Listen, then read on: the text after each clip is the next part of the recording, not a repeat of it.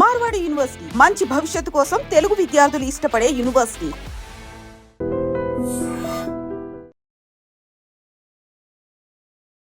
కరోనాకి ఎఫెక్ట్ అయిన వాళ్ళలో ఎక్కువగా గుండె జబ్బులు వస్తున్నాయని చెప్పి వింటున్నాం. ఇదంతా నిజమే అంటారా? వంశ పారంపర్యంగా కూడా మనకు జెనెటిక్స్ని బట్టి హార్ట్ అటాక్ వచ్చే ఛాన్స్ ఉంటుందని అయితే వింటున్నాం. ఎంతవరకు వచ్చే అవకాశం ఉంటుంది సార్? ఎంత శాతం? జిమ్ చేసే వాళ్ళు ఎక్కువగా సడన్గా పడిపోవడము, అక్కడే స్పాట్లో డెత్ అవ్వడము, ఇలాంటి సంఘటనలు చాలా వింటున్నాం. సార్, ఒకసారి స్టంట్ వేసి అది మూసుకుపోయిన తర్వాత మళ్ళీ స్టంట్ వేయటం అనేది రిస్క్తో కూడుకున్న పని అంటారా?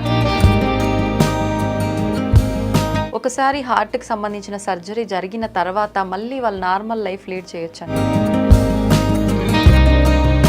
సార్, ఆల్కహాల్ తీసుకునే వారికి హార్ట్ అటాక్ వచ్చే అవకాశం ఎంతవరకు ఉంటుంది? కొంతమంది అనుకుంటారు గ్యాస్ట్రిక్ ప్రాబ్లం వల్ల కూడా నొప్పి వస్తుంది అని చెప్పి.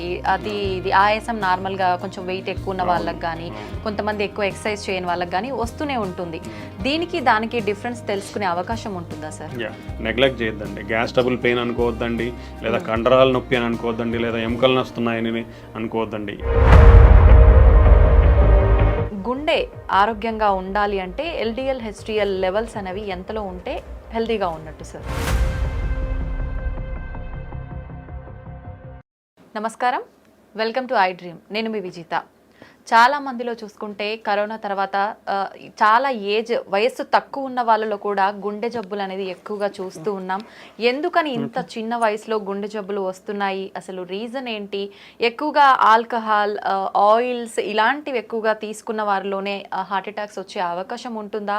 లేదంటే ప్రతి ఒక్కరిలోనూ గుండె జబ్బు వచ్చే అవకాశం ఉంటుందా? ఇలాంటి మరిన్ని విషయాలు ఇప్పుడు సార్తో మాట్లాడి తెలుసుకుందాం. ప్రస్తుతం నాతో పాటు ఉన్నారు కన్సల్టెంట్ కార్డియాలజిస్ట్ లక్కిరెడ్డి కిరణ్ కుమార్ రెడ్డి గారు. ఇప్పుడు సార్తో మాట్లాడదాం. నమస్కారం సార్. నమస్కారం అండి. సార్, గుండె ఆరోగ్యంగా ఉండాలి అంటే ఎల్డిఎల్ హెచ్డిఎల్ లెవెల్స్ అనేవి ఎంతలో ఉంటే హెల్దీగా ఉన్నట్టు సార్? సో దీన్నే కొలెస్ట్రాల్ అబ్నార్మాలిటీస్ ఆర్ డిస్లిపిడీమియా అంటాం. ఓకే, యూజువల్లీ ఎవ్రీబడి నోస్, అందరికీ తెలిసింది ఏంటంటే LDL cholesterol is the bad cholesterol, HDL cholesterol is the good cholesterol. But lot of people అందరూ ఏమనుకుంటారంటే మన కొలెస్ట్రాల్ అంతా ఎక్కడి నుంచి వస్తుంది, ఓన్లీ ఫుడ్లో నుంచి మాత్రమే వస్తుంది అనుకుంటారు. But it is only the part of the మన బాడీలో ఒక కొలెస్ట్రాల్ లెవెల్స్కి it's only a part only. అంటే మొత్తం మనం బాడీలో ఉండే కొలెస్ట్రాల్ అంతా ఫుడ్లోనే తీసుకోవట్లేదు. అది ఫస్ట్ పాయింట్ గుర్తుకు పెట్టుకోవాలి. సెకండ్ థింగ్ ఏంటంటే మన బాడీలో any food, what ever food we take, so primarily మనకు ఉండేది proteins, carbohydrates and fats. So apart from fats from the food intake, మనము ప్రోటీన్స్ కానీ కార్బోహైడ్రేట్స్ తీసుకున్నా ఇవి ఎక్సెస్ మన బాడీలో ఉన్నప్పుడు it will convert to fat. అది ఫ్యాట్గా కన్వర్ట్ అయ్యే అవకాశం ఉంటుంది అనమాట. సో నాట్ ఓన్లీ మన బాడీలో ఉన్న కొలెస్ట్రాల్ లెవెల్స్కి ఆహారం ఒకటే కాదు, ఆహారంలో ఫ్యాట్స్ ఒకటే కాదు, మిగతా ఆహారం యొక్క కాంపోజిషన్ కూడా చాలా ఇంపార్టెంట్. ఓకే, సో మనకి ఆహారంలో మనకి allowed fat content is 25 to 30% of మన ఫుడ్లో ఫ్యాట్ ఇంటేక్ అనేది ఉండాలి. ఒక 60% or 50 to 60% is carbohydrates. 20%, 15 to 20% is protein intake. ఇవి మన కంపోజిషన్ ఆఫ్ ఫుడ్ కంపోజిషన్లో ఇవి ఉండాలి. ఓకే, ఇవన్నీ ఇన్ఫ్లుయెన్స్ చేస్తాయి మన బాడీలో ఉండే కొలెస్ట్రాల్ని. సో రేంజెస్ అనేది చాలా అంటే డిఫరెంట్ కొలెస్ట్రాల్కి ఒక్కొక్క రేంజ్ ఉంటుంది. ఎప్పుడు అబ్నార్మల్ అని చెప్తాం అనేది. దీంట్లో మేజర్ కాంపనెంట్స్ రెగ్యులర్గా మనం బ్లడ్ టెస్ట్ చేసినప్పుడు మనం రెగ్యులర్గా చూసే కాంపనెంట్స్ టోటల్ కొలెస్ట్రాల్ ఒకటి ఉంటుంది. So total cholesterol less than 200 milligrams per deciliter ఉండాలి. If it is more than 250 it is indication for treatment. Okay, triglycerides తీసుకుంటాం. Triglycerides usually less than 150 milligrams per deciliter ఉండాలి.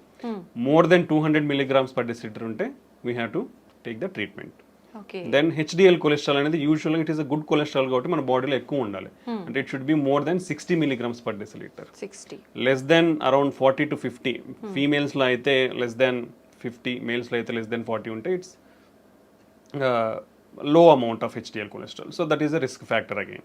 So ఇవి మన బాడీలో ఉండే cholesterol, basic cholesterol levels ఒక abnormal values అనమాట. But even ఈ లెవెల్స్ కూడా ఒక్కొక్కసారి మనకి విత్ ఇన్ నార్మల్ రేంజ్ ఉండొచ్చు. ఉండి ఈవెన్ దెన్ పేషెంట్స్ కానీ పీపుల్ హార్ట్ అటాక్కి వచ్చే ఛాన్సెస్ ఉండొచ్చు. So there are another component of cholesterol, అంటే సబ్ కాంపనెంట్స్ ఆఫ్ లిపిడ్స్ అంటాం మనం. లైక్ లైపోప్రోటీన్ ఏ అనేది ఇంపార్టెంట్, అపోలైపోప్రోటీన్స్ అని ఉంటాయి. సో ఈ కాంపనెంట్స్ కూడా చాలా ఇంపార్టెంట్ అనమాట. సో మనము ఒకవేళ ఈ basic cholesterol levels even with in normal range ఉన్నా కానీ మనం ఫర్దర్ టెస్టింగ్ ఆఫ్ కొలెస్ట్రాల్ అనేది చెక్ చేయాల్సిన అవసరం ఉంది. సో ఈ బ్యాడ్ కొలెస్ట్రాల్, గుడ్ కొలెస్ట్రాల్ అనేది నాట్ ఓన్లీ ఫ్రమ్ ఫుడ్, మనం తీసుకునే ఫ్యాట్ ఇంటేకే కాదు, rest of the food intake అనేది కూడా చాలా ఇంపార్టెంట్. సో మనం తీసుకునే ఫుడ్లో ఈక్వాలిటీ ఆఫ్, అంటే కార్బోహైడ్రేట్స్ ఉండాలి, ప్రోటీన్స్ ఉండాలి, ఫ్యాట్స్ ఉండాలి. సో కొలెస్ట్రాల్ అనేది మన బాడీలో కూడా ప్రొడ్యూస్ అవుతుంది కాబట్టి అసలు కొలెస్ట్రాల్ అంటే ఫ్యాటీ ఫుడ్స్ తీసుకోవద్దా అనేది it's not correct. So your body needs fatty acids, ఎందుకంటే మన ప్రతి body is made up of cells అంటాం. ప్రతి సెల్స్ లో కూడా we are having lipid components. So for integrity of our body we need fats, but it should be in a controlled manner, not in excessive manner అనమాట. So for suppose if you take oily foods, when you take deep fried foods, they are unhealthy. How much amount of oil you have to take? So oil is limitation around 4 teaspoons. 4 teaspoons per person. Okay. So that is the limitation of amount. Daily. So daily intake of this. So you should not take more than that. And second thing is then is what is the reusability of the oil? That is most important. You should not reuse it repeatedly. Fry చేసుకుంటాం అలానే పెడతాం మళ్ళీ reuse. So it should not be done. So ఇది ఒకటి.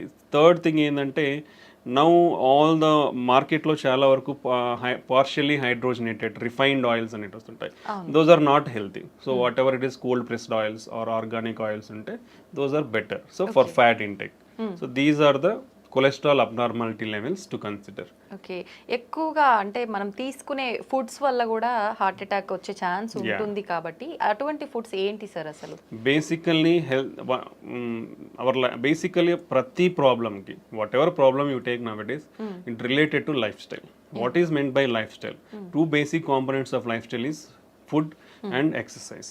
So in the food, healthy food. So what is healthy food? If you come to heart, what is heart healthy food? So usually ga manaki clinical studies and trials lo prove aina diets patterns anedi konni unnai. One of the important diet pattern is called Mediterranean diet pattern antam. So this is the Mediterranean anedi oka sea surrounding areas lo they follow this diet pattern. Vallalo heart problems ne chala takku unnai. So that is why it is recommended to safeguard your heart. Heart హెల్తీగా పెట్టుకోనికి that is usually the recommended diet. అంటే దీంట్లో ఏముంటాయి? So బేసికల్ it's like A pyramid. ఈ పిరమిడ్ల base అనేది చాలా పెద్దగా ఉంటుందంటే లార్జ్ అమౌంట్ ఆఫ్ క్వాంటిటీ తీసుకోవాలి. Top of the pyramid small ఉంటుంది కాబట్టి అవి లో అమౌంట్ తీసుకోవాలి. So if you come to the base of the pyramid, first thing is exercise is compulsory in this diet pattern. That everybody has to follow. ఎటువంటి exercise చేయాల్సి ఉంటుంది sir? మనకి guide lines ప్రకారం, అమెరికన్ గైడ్ లైన్స్ ప్రకారం 150 minutes of moderate intensity exercise per week. అంటే daily 30 minutes for 5 days. Moderate intensity exercise అంటే కొంచెం walk, brisk walk are mild cycling కానీ మైల్డ్ స్విమ్మింగ్ కానీ ఇలా చేస్తే that amount of exercise for 30 minutes per day is enough. లేదా high intensity exercises అంటాం, that is required only 75 minutes per week. అంటే 20 minutes for 3 days, like 60 to 75 minutes per week. That is enough. So that even with this minimum exercise you can stay healthy. Like what are the high intensity exercises? Like jogging and running, full length swimming, tennis adam, single person tennis adam. Ivanni kuda high intensity exercises. Along with that, for 3 days a week, a minimum time like 15 to 20 minutes of strengthening exercises. That also will have a positive impact on our heart health అనమాట. So these are the exercise recommendations for 1 person to follow. So ఇవి follow అవుతూ then diet. The diet basically contains of whole grains and cereals. అంటే పప్పు దినుసులు అవన్నీ కూడా refined. ఇప్పుడు మనం రైస్ తీసుకోండి, వీట్ తీసుకోండి, whatever the products available in the market they are all refined. So refined foods అనేది యూ షుడ్ స్టాప్. ఒకరు ఈ రిఫైన్డ్ ఫుడ్స్ అనేది తినడం స్టాప్ చేయాలి. Because these are having high glycemic index. High glycemic, so more absorption and immediately sugar levels will rise, hormonal imbalance, insulin imbalance, all this will happen. So you should keep away from this refined foods nunchi dooram undali. Whole grains like whole wheat, brown rice, unpolished rice, ilanti తీసుకొని like millets, other grains, పప్పు దినుసులు ఇవన్నీ ఎక్కువ అంటే minimum daily you should take around 3 servings per day. Oh, You have to take these things. Next comes fruits and vegetables. Fruits and vegetables are one of the important component. Vegetarian diet, plant-based diet is much healthier than animal-based diet. Okay. So daily you should take around 4 to 5 servings of fruits and vegetables. In India, if you come, hardly less than 50% of the population in India eat only one time a week. అంటే ఒక్కసారి మాత్రమే వారంలో fruits తీసుకుంటున్నారు మన భారతదేశంలో. You see how much gap is there. Okay, even vegetables కూడా like daily 4 to 5 servings of vegetables కూడా it is hardly 20 to 25% in all India. Okay. So you see how much gap in the diet, healthy dietary patterns we are following. Okay, this is one of the important. Next thing is oils. Oils, limited amount. 1 teaspoon is equal to 5 grams. Okay. Okay, you should take around 4 to 5 teaspoons per person. That is the limitation amount. And reusable oils అనేది ఉండకూడదు. So among these oils, extra virgin olive oil is the better thing. And any plant based oil is good. ఆ plant based oils లో కూడా we have to go for like cold pressed oils. Better avoid refined oils అనేది avoid చేయాలి. దాంట్లో కూడా mono unsaturated or poly unsaturated fatty acids ఉన్న ఆయిల్స్ని prefer చేయాలి, like sunflower, soyabean oil, sesame oil. ఇవి they are good in mono or poly unsaturated fatty acids. Okay, then if you come to poultry or fish, non vegetarian. In non vegetarian usually the preferred is fish. Any oily fish or fish is the preferred non-vegetarian diet. Apart from that, poultry, chicken doesn't have any harmful effects on the heart, so you can take a chicken. That also like 2 to 3 servings per week, not more than that. Okay. Then if you come to dairy products, dairy also 1 or 2 times a day you can take dairy products. Then on the top, which is the minimal amount, like hardly once in a month, or even less than that, all the processed foods and the red meat. The red meat comes like mutton, lamb, sheep, pork, beef. All this comes under red meat. So it is not advisable to take all these things. And all sugar sweetened beverages like cool drinks, which is the very harmful. బయటికి పోతే చాలు cool drink తాగుతారు, అది అలవాటు అయిపోతుంది అందరికి.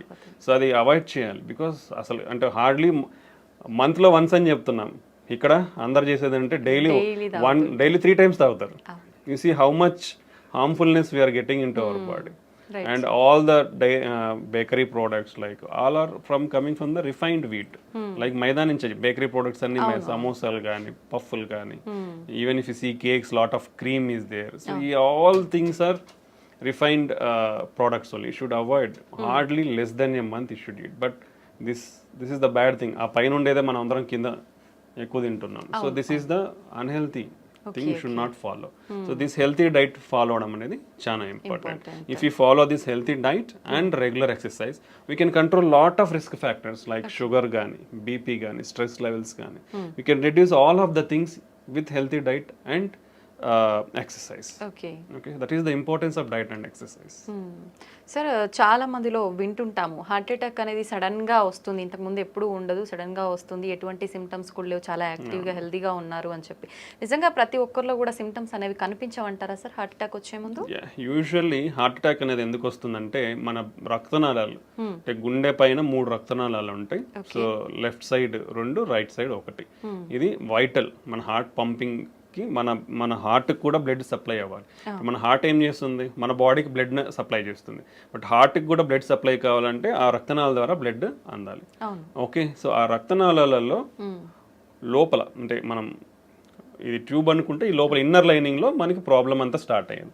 ఈ inner lining లో ఫ్యాట్ అక్యుములేషన్ అనేది depends on various reasons like genetic factors అవ్వచ్చు, మనం ఇప్పుడు డిస్కస్ చేసిన risk factors like BP, sugar, cholesterol, unhealthy life style, lack of physical activity. ఈ అన్నిటి వల్ల ఏమవుతుందంటే, యూజువల్లీ ద జనరల్ ప్రాసెస్ కూడా మనకున్న జెనెటిక్స్ ప్రకారం, what are the basic physiology, మనకు ఒక ప్రాసెస్ అంటే ఒక మనిషి పుట్టిన తర్వాత ఒక ప్రాసెస్ ఏంటంటే కొలెస్ట్రాల్ అక్యుములేషన్ అనేది, అంటే కొవ్వు అనేది పేరుకుపోవడం 10 to 20 years నుంచే స్టార్ట్ అయిపోతుందండి అందరిలోనూ, ప్రతి ఒక్కరిలో. Okay, that is common for all.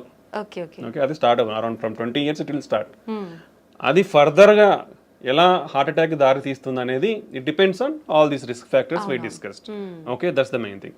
So దీంట్లో 2 రకాలు అనమాట. ఈ కొవ్వు అనేది నిదానంగా మన లెవెల్స్ని బట్టి పేరుకుపోతూ వస్తుంటుంది. సో 10% ఉండొచ్చు, 20%, 50%, 70%. ఓకే 50 మోర్ దెన్ 70% బ్లాక్ ఉంటే మనకి గుండెకి అనేది రక్తం అనేది సరిగా అందక మన హార్ట్ అనేది స్ట్రెస్కు గురి అవుతుంది. ఓకే ఓకే, ఇది ఒక మెథడాలజీ. సో అలా స్ట్రెస్కు గురైనప్పుడు ఏమవుతుంది, ఇప్పుడు నేను నడుచుకుంటూ పోతున్నాను ఫాస్ట్గా, నాకు ఎక్సర్సైజ్ ఉన్నప్పుడు మన బాడీకి స్ట్రెస్ గురైనప్పుడు ఏమవుతుందంటే మనకు పంపింగ్ ఎక్కువ కావాలి. పంపింగ్ ఎక్కువ కావాలంటే హార్ట్కి బ్లడ్ అనేది ఎక్కువ అందాలి. ఎప్పుడైతే ఈ బ్లాక్ ఉంటుందో, లైక్ ఇప్పుడు ఇలా ఉంది, ఒక ట్యూబ్ ఉంది అనుకోండి, వాటర్ ఫ్లో అవుతుంది. ఇప్పుడు కంప్లీట్గా నార్మల్గా ఉన్నప్పుడు ఫాస్ట్గా ఫ్లో అవుతుంది. అదే నువ్వు హాఫ్ బ్లాక్ అయిపోయింది అనుకోండి, స్లో వస్తుంది. లైక్ ద సేమ్ వే మన హార్ట్ గుండె రక్తనాళాల్లో కూడా ఈ బ్లడ్ అనేది ఈ బ్లడ్ వెజల్ అనేది మూసుకుపోయింది అనుకోండి 70%, బ్లడ్ సప్లై అనేది తగ్గిపోతుంది. తగ్గిపోయినప్పుడు హార్ట్ పంపింగ్ అనేది తగ్గుతుంది. అప్పుడు మనకు సిమ్టమ్స్ లైక్ నడిచినప్పుడు కానీ, ఏదైనా పని చేసినప్పుడు కానీ, స్ట్రెస్లో ఉన్నప్పుడు ఆయాసం రావడము, ఛాతీ నొప్పి రావడము, కళ్ళు తిరగడము, వీక్నెస్ లాగా ఉండడము, ఇలా మేనిఫెస్ట్ అవుతుంది కొందరిలో. ఇది అంటే మేజర్ హార్ట్ అటాక్ రాకముందు, సడన్ హార్ట్ అటాక్ రాకముందు ఇలాంటి సిమ్టమ్స్ ఫేస్ అయ్యే ఛాన్స్ ఉంటుంది. బట్ చాలా మంది ఏం చేస్తారంటే ఇవి ఏజ్ తో రిలేటెడ్ అలా వచ్చినాయి అనుకోవడమో, లేదంటే నేను పని చేసినాను కాబట్టి పని చేస్తే ఇలా ఉంటాయి అనుకోవడం అనేది నెగ్లెక్ట్ చేస్తారు. సో ఆ నెగ్లిజెన్స్ వల్ల వీళ్ళు రికగ్నైజ్ చేయకపోవడం వల్ల సడన్ గా హార్ట్ అటాక్ కి గురవుతారు. బట్ ఇది ఒక కాంపోనెంట్ అయితే, ఇప్పుడు మనం 70% అయితే మనకు సిమ్టమ్స్ తెలుస్తాయి. But even sudden heart attacks అనేది ఈ మెకానిజం వేరు. ఈ సడన్ హార్ట్ అటాక్ లో ఏమవుతుందంటే, ఫర్ సపోజ్ 20% బ్లాకే ఉంది మనకి, 20% బ్లడ్ ఫ్లో బాగానే ఉంటుంది. బట్ ఈ అన్కంట్రోల్ షుగర్ కానీ, బీపీ ఎక్కువైనప్పుడు కానీ, లేదా స్ట్రెస్ గురైనప్పుడు కానీ, ఇలా ఏమవుతుందంటే ఈ పొర ఉంటుంది, ఏది కొలెస్ట్రాల్ పెరిగిపోయిన దాని మీద పొర, అది సడన్ గా రప్చర్ అయిపోతుంది, బర్స్ట్ అయిపోతుంది. బర్స్ట్ అయినప్పుడు ఈ లోపల ఉండేటివి బ్లడ్లో ఎక్స్పోజ్ అవడం వల్ల మన బ్లడ్లో ఉండే ప్లేట్లెట్స్ కోయాగులేషన్ ఫ్యాక్టర్స్, అంటే బ్లడ్ క్లాటింగ్ ఫ్యాక్టర్స్ అంటాం, ప్లేట్లెట్స్, అవి సడన్గా వచ్చేసి అక్కడ అన్ని చేరుకుపోతాయి. చేరుకుపోయినట్టు ఇమీడియట్గా బ్లడ్ వెజల్ అనేది బ్లాక్ అవుతుంది. ఇమీడియట్గా బ్లాక్ అయినప్పుడు సడన్ హార్ట్ అటాక్ వస్తుంది అనమాట. ఇది సడన్ హార్ట్ అటాక్ రానికి ముఖ్య కారణం. ఓకే, సో దానికి మనము ప్రియంటివ్గా మనకున్న రిస్క్ ఫ్యాక్టర్స్ని చెక్ చేసుకోవడం, రెగ్యులర్గా ఉన్న వాటిని కంట్రోల్లో పెట్టుకోవడం, హెల్తీ లైఫ్ స్టైల్ ఫాలో అవడం వల్ల ఇవన్నీ తగ్గించుకునే ఛాన్స్ ఉంటుంది. But we can't completely prevent, we can reduce the chances, but we can't completely prevent. Okay, ఇది mechanism of heart attack. So ప్రీవియస్గా ఏ సిమ్టమ్స్ లేని వాళ్ళు కూడా ఈ 20% ప్లాక్స్ అనేది సడన్ గా బర్స్ట్ అయినప్పుడు సడన్ హార్ట్ అటాక్ వచ్చే అవకాశం ఉంటుంది అనమాట. ఓకే, ఇది అక్యూట్ హార్ట్ అటాక్ అంటాం. మనం ఫస్ట్ ప్రీవియస్గా స్లోగా నడిచేటప్పుడు వచ్చేదాన్ని chronic coronary syndromes, chronic heart attack లాగా చెప్పొచ్చు అనమాట. ఇది మనకు హార్ట్ అటాక్ వచ్చే విధానం. ఓకే సార్, ఇందాక మీరు కూడా చెప్పారు చాలా మంది నెగ్లెక్ట్ చేస్తారు ఇలాంటి సిమ్టమ్స్ ఉన్నప్పుడు అని. కొంతమంది అనుకుంటారు గ్యాస్ట్రిక్ ప్రాబ్లం వల్ల కూడా నొప్పి వస్తుంది అని చెప్పి, అది ఇది ఆయాసం నార్మల్ గా కొంచెం వెయిట్ ఎక్కువ ఉన్న వాళ్ళకి కానీ, కొంతమంది ఎక్కువ ఎక్సర్సైజ్ చేయని వాళ్ళకి కానీ వస్తూనే ఉంటుంది. దీనికి దానికి డిఫరెన్స్ తెలుసుకునే అవకాశం ఉంటుందా సార్? ఇప్పుడు యూజువల్ గా హార్ట్ అటాక్ లో వచ్చే పెయిన్ ఏంటంటే, మనం ఛాతీ చాలా బరువు ఉంటుంది అనమాట. అంటే ఒక 100 kgs వెయిట్ పెట్టినట్లు ఉంటుంది మన ఛాతీ మీద, ప్రెషర్ ఫీల్ అవుతాం. ఓకే, నొప్పి కాదు, basically it's like discomfort. Heavy బరువు పెట్టేస్తే ఏమవుతుంది, ఊపిరి ఆడకుండా అవుతుంది. సో ఆ బరువుతో పాటే మనకి ఈ ఊపిరి ఆడకుండా ఉండే సెన్సేషన్ తెలుస్తుంది అనమాట. So that is typical of heart attack. Okay, అది చాలా ఇంపార్టెంట్. అలా కాకుండా సమ్ టైమ్స్ సూదులు కూర్చున్నట్లు ఉండడం కానీ, లేదా ఏదో మైల్డ్గా నలతగా ఉండి మైల్డ్ పెయిన్ తెలుస్తూ ఉంది, లేదా ఆ పెయిన్ ఇట్లా చేతికంతా పాకుతున్నట్లు తెలియడము, దాంతో పాటు వామిటింగ్ వచ్చిన సెన్సేషన్ ఉండడం కానీ, లేదా కళ్ళు తిరిగినట్లు ఉండే అవకాశం ఉంటుంది. ఓకే, చెమటలు పట్టిపోతాయి, చాలా ఎక్కువ పట్టిపోతాయి చెమటలు. సో ఇలా కూడా సిమ్టమ్స్ ఉండొచ్చు అనమాట. Okay, so but gastric pain ఎలా ఉంటుంది, యూజువల్గా ఏంటంటే మనకి కొంచెం ఈ పొత్తి కడుపులో మంటగా ఉంటుంది, మంటగా ఉండి ఆ పైకి గ్యాస్ట్రిక్ రిఫ్లక్స్ అంటాం, యాసిడ్ కాబట్టి ఆ రిఫ్లెక్స్ కూడా ఇక్కడ నుంచి ఇక్కడ వరకు కూడా మనకు బర్నింగ్ ఉంటుంది గొంతు వరకు. యూజువల్గా గ్యాస్ట్రిక్ పెయిన్ అలా ఉంటుంది అనమాట. But any type of pain, అంటే మనం డిస్క్రైబ్ చేసుకున్న పెయినే హార్ట్ అటాక్ ఉండాల్సిన అయితే ఉండదు, అది టిపికల్. అలా ఉంటే కంపల్సరీ హార్ట్ అటాక్. బట్ అలా కాకుండా కూర్చున్నట్లున్న పెయిన్గా ఉన్న అది కూడా హార్ట్ అటాక్ అయి ఉండొచ్చు. Okay, any pain. That's why నేను ఎప్పుడు ప్రతి ఇంటర్వ్యూలో ప్రతి ఒక్కరికి నేను ఒకటే చెప్తాను, నీకు ఎటువంటి ఛాతీ నొప్పి వచ్చినా ఒక 30 సంవత్సరాలు 40 సంవత్సరాలు దాటిన తర్వాత నెగ్లెక్ట్ చేయొద్దండి. గ్యాస్ ట్రబుల్ పెయిన్ అనుకోవద్దండి, లేదా కండరాల నొప్పి అని అనుకోవద్దండి, లేదా ఎముకలు నొస్తున్నాయని అనుకోవద్దండి. మీకు ఆ నొప్పి తగ్గట్లేదు, విపరీతమైన నొప్పి ఉంది, ఆ ఇంటెన్సిటీ అంటాం, పెయిన్ ఇంటెన్సిటీ అంటాం, మైల్డ్గా ఉంది, పెరుగుతుంది, ఆ ఇంటెన్సిటీ అలా పెరుగుతూ ఉన్నా, సో అలాంటప్పుడు ఇమ్మీడియట్గా ఒకే చిన్న టెస్ట్, ఓకే. ఈసీజీ టెస్ట్ అంటాం. జస్ట్ హాస్పిటల్ ఎక్కడికి పోయినా, ఏ చిన్న క్లినిక్ పోయినా majority of the times diagnostic సెంటర్లలో కూడా ఈసీజీ అవైలబిలిటీ ఉంటుంది. ఓకే. సో అలా ఇబ్బంది ఉన్న వాళ్ళు ఒక చిన్న ECG that cost very less than around 200 to 300 కంటే ఎక్కువ ఉండదు ఈసీజీ అనేది. ఓకే, సో ఎక్కడికి పోయినా అలాంటి ఈసీజీ అనేది తీస్తారు. సో ఆ చెస్ట్ పెయిన్ అనేది ఎటువంటి చెస్ట్ పెయిన్ ఉన్నా ఒక ఈసీజీ తీసుకుంటే ప్రాణం కాపాడుకోవచ్చు. ఎందుకంటే అక్యూట్ హార్ట్ అటాక్ ఈసీజీలో చాలా ఈజీగా తెలిసిపోతుంది. సో దాంట్లో హార్ట్ అటాక్ చేంజెస్ ఉన్నాయా, ఇమీడియట్గా డాక్టర్స్ అక్కడ ఉన్న అవైలబిలిటీ ఉంటే ట్రీట్మెంట్ ఇస్తారు, లేదంటే రెఫర్ చేస్తారు. ఒకవేళ అది నార్మల్గా ఉందంటే ఊపిరి పీల్చుకొని then you can evaluate slowly. Okay, so any type of chest pain, ఎటువంటి ఛాతి నొప్పి ఉన్నా కానీ ఏ మాత్రం నిర్లక్ష్యం చేయకుండా ఇమీడియట్గా ఒక ఈసీజీ టెస్ట్ తీసుకొని మీ ప్రాణాలను కాపాడుకోండి. That's the good thing. Sir, once pain వచ్చింది అనగానే వెంటనే టెన్షన్ ఎక్కువైపోతుంది, అసలు పక్కన ఉన్న వాళ్ళకి కూడా ఏం చేయాలనేది అర్థం కాదు. అటువంటి టైంలో మనం హాస్పిటల్కి వెళ్ళే ముందుగానే ఇంట్లో జాగ్రత్త తీసుకునే అవకాశం ఉందంటారా సార్? బేసికల్లీ ఫస్ట్ థింగ్ ఏంటంటే ఇట్లా సడన్ హార్ట్ అటాక్ వచ్చినప్పుడు there is no time. Even with this latest technological advancements మనకు ఇంతకుముందు హార్ట్ అటాక్ ఎలా కనుక్కోవాలో రీచబిలిటీ ఉండేది కాదు, ఏది ఇన్వెస్టిగేషన్స్ కానీ. ఇప్పుడు ఎక్కడికి పోయినా ఏ చిన్న విలేజ్కి కానీ చిన్న టౌన్కి వెళ్ళినా ఇవి ఫాస్ట్గా వెళ్ళొచ్చు, ఈసీజీ తీయించుకోవచ్చు, డయాగ్నోస్ చేసుకోవచ్చు. ఇంత అడ్వాన్స్మెంట్స్ ఇన్ ట్రాన్స్పోర్టేషన్ ఉన్న, టెక్నాలజీలో ఉన్న, ఈవెన్ ఇప్పటికీ కూడా before reaching the hospital 50% of the people die at home or during the transport to hospital. So that much severity is the heart attack. So it doesn't give time. Basically it doesn't give time. It depends on lot of factors. Heart attack వచ్చిన వాళ్ళు సడన్గా చనిపోవచ్చు. ఇంట్లో ఇప్పుడు మనం చాలానే వింటుంటాం, నిద్రలోనే చనిపోయినారు. ఇట్ విల్ హ్యావ్ సడన్గా బ్లాక్ అయినప్పుడు ఏమవుతుందంటే ఈ మన కండరం అనేది ఎలక్ట్రికల్ సిస్టమ్ ఉంటుంది బాడీలో, అది సడన్గా బ్లడ్ ఫ్లో తగ్గిపోవడం వల్ల ఫిబ్రిలేట్ అవుతుంది అనమాట. ఫిబ్రిలేట్ అంటే హార్ట్ రేట్ అనేది ఫాస్ట్ కొట్టుకుంటుంది. సో అది రికగ్నైజ్ చేసే లోపలనే పేషెంట్ విల్ డై. బికాస్ చాలా మందికి తెలియదు how to recognise it. Okay, that's why immediately when the person ఎవరైతే కొలాప్స్ అయిపోయి పడిపోతారో వాళ్ళకి మనం ఇంటికి సిపిఆర్ అనేది స్టార్ట్ చేయమని చెప్తాం. So that will give time. అంటే ఒక మెడికల్ పర్సన్ వచ్చి ట్రీట్మెంట్ ఇచ్చే లోపల ఇట్ విల్ గివ్ టైమ్. ఎందుకంటే మనం ప్రెస్ చేసినప్పుడు బ్లడ్ సర్క్యులేషన్ అనేది జరుగుతుంది కాబట్టి it will keep our brain and other organs intact కాబట్టి. సో ఇప్పటికీ కూడా 50% of the heart attacks can't reach hospital. So కాబట్టి ఇటువంటి వారు ఫస్ట్ ప్రికాషనరీ మెజర్స్ ఏంటంటే స్క్రీనింగ్ ప్రోగ్రామ్స్. ఎందుకంటే మన లైఫ్ స్టైల్ మనల్ని ఈ ఎరాలోకి తోసేసింది. ఎవరు మనమందరం కూడా వర్స్ట్ లైఫ్ స్టైల్లోనే ఉన్నాం. Everybody is like that. Okay, 30 years దాటితే బీ కేర్ఫుల్, 40 years దాటితే ఇంకా be careful. So annual screening checkups, that is most important. That is if you తీసుకుంటే బీపీ కానీ షుగర్ కానీ 1 in 3 persons are undiagnosed. Okay, so ఎవరికి తెలియదు. Hospital పోతే BP ఉందన్నారు, హాస్పిటల్ పోతే షుగర్ ఉందన్నారు అని చెప్తారు. సో మనకు తెలియదు చాలా జబ్బులు మనకు ఉన్నాయని, బికాస్ అర్లీ స్టేజెస్ లో మేనిఫెస్ట్ కావు సిమ్టమ్స్ అనేది. So we have to identify through some investigations. So annual screening programmes అనేది చాలా important. Okay, second thing, BP కానీ షుగర్ కానీ కొలెస్ట్రాల్ అబ్నార్మాలిటీస్ ఉన్న వాళ్ళు కానీ వీళ్ళందరూ చాలా జాగ్రత్తగా ఇప్పుడు బీపీ ఉన్న వాళ్ళు they have to keep 1 BP monitor in their home. ఇప్పుడు ఎందుకంటే హాస్పిటల్లో చూసే బీపీ వాల్యూస్ కంటే ఇంట్లో ఉన్న బీపీ వాల్యూస్ చాలా యాక్యురేట్ ఉంటుంది. దట్ హోమ్ బీపీ బేస్డ్ ట్రీట్మెంట్సే ఇస్తాం మేము కూడా. ఇఫ్ సంబడి ఎవరన్నా ఇంట్లో బీపీ రెగ్యులర్గా నోట్ చేసుకుంటున్నారంటే ఆఫీస్లో ఒక 20 వరకు ఎక్కువ ఉండొచ్చు because of anxiety are lot of things. Okay, home BP monitoring అనేది చాలా ఇంపార్టెంట్ బీపీ కంట్రోల్లో పెట్టుకోనికి. ఓకే, రెగ్యులర్గా బీపీ మిషన్ అనేది పెట్టుకోవాలి. బీపీ షుగర్ ఉన్న వాళ్ళు కూడా అట్లీస్ట్ మంత్లీ చెక్ చేయించుకోవాలి. ఎవ్రీ 3 monthsకి HbA1c టెస్ట్ అనేది ఒకటి చేసుకోవాలి. Okay, strict control of BP and diabetes చేసుకోవాలి. కొలెస్ట్రాల్ లెవెల్స్ కూడా స్ట్రిక్ట్ కంట్రోల్లో ఉండాలి. Healthy life style, take healthy food. అవసరమైనంత మాత్రమే తినండి, అనవసరంగా ఏదో ఇప్పుడు ఏంటంటే అవైలబిలిటీ ఈజీ అయిపోయింది. If you see some 30 years back people are dying from malnutrition. Food కానీ ఇవన్నీ అందక చనిపోయేవాళ్ళు.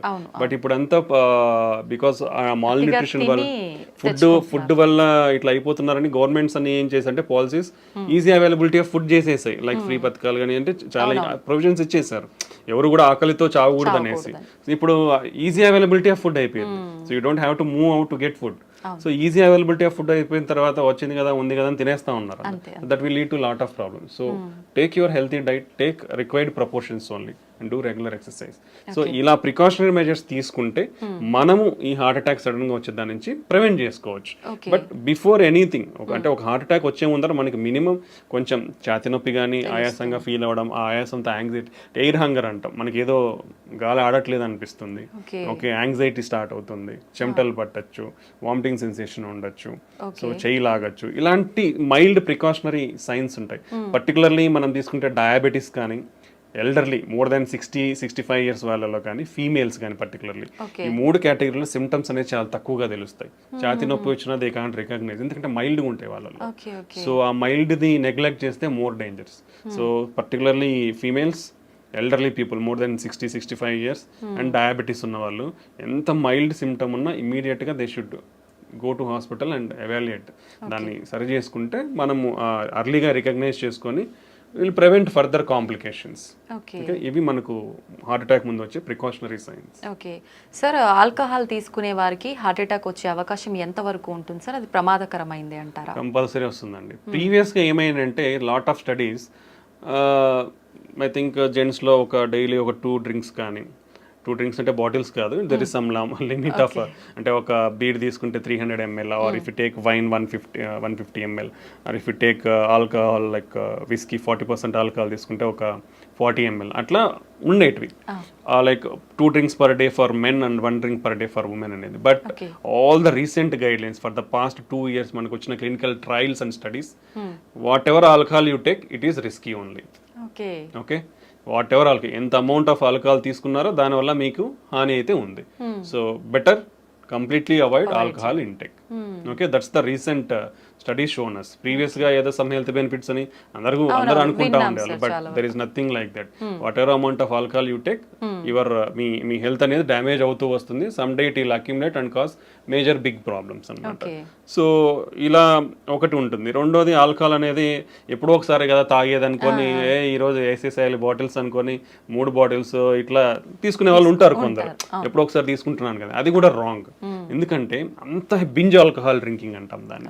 సో ఆ బింజ్ ఆల్కహాల్ డ్రింకింగ్ ఏమవుతుందంటే హార్ట్ రేట్ అబ్నార్మాలిటీస్ ఉంటాయి. హార్ట్ రేట్ అబ్నార్మాలిటీస్, సడన్ గా హార్ట్ రేట్ ఎక్కువైపోయి patient may die. Okay, so binge alcohol drinking avoid completely. Okay, that is second most important. Chronic alcohol intakes, రోజు 2 తీసుకుంటున్నా, 3 తీసుకుంటున్నా, నాకేమైతుంది, నేను బాగున్నా కదా, టెస్ట్లు అన్ని చేయించుకున్నా నార్మల్గా ఉన్నాయి, పోయినసారి చేయించుకున్నా, ఈసారి చేయించుకున్నా నార్మల్గా ఉన్నాయి అనుకుంటారు. But some day your heart is going to fail. So alcoholic cardiomyopathy అంటాం. ఒకసారి హార్ట్ ఫెయిల్ అయ్యి ఇర్రివర్సిబుల్ స్టేజ్లోకి వెళ్ళింది అనుకోండి, నథింగ్ విల్ హెల్ప్. ఎన్ని మందులు అన్నా ఏం చేసినా నీకు మళ్ళీ నార్మల్ ఫంక్షన్కి రాదు. వీ హ్యాడ్ సీన్ యంగ్స్టర్స్ ఆ స్టేజ్కి పోవడం కూడా మేము చూసాము.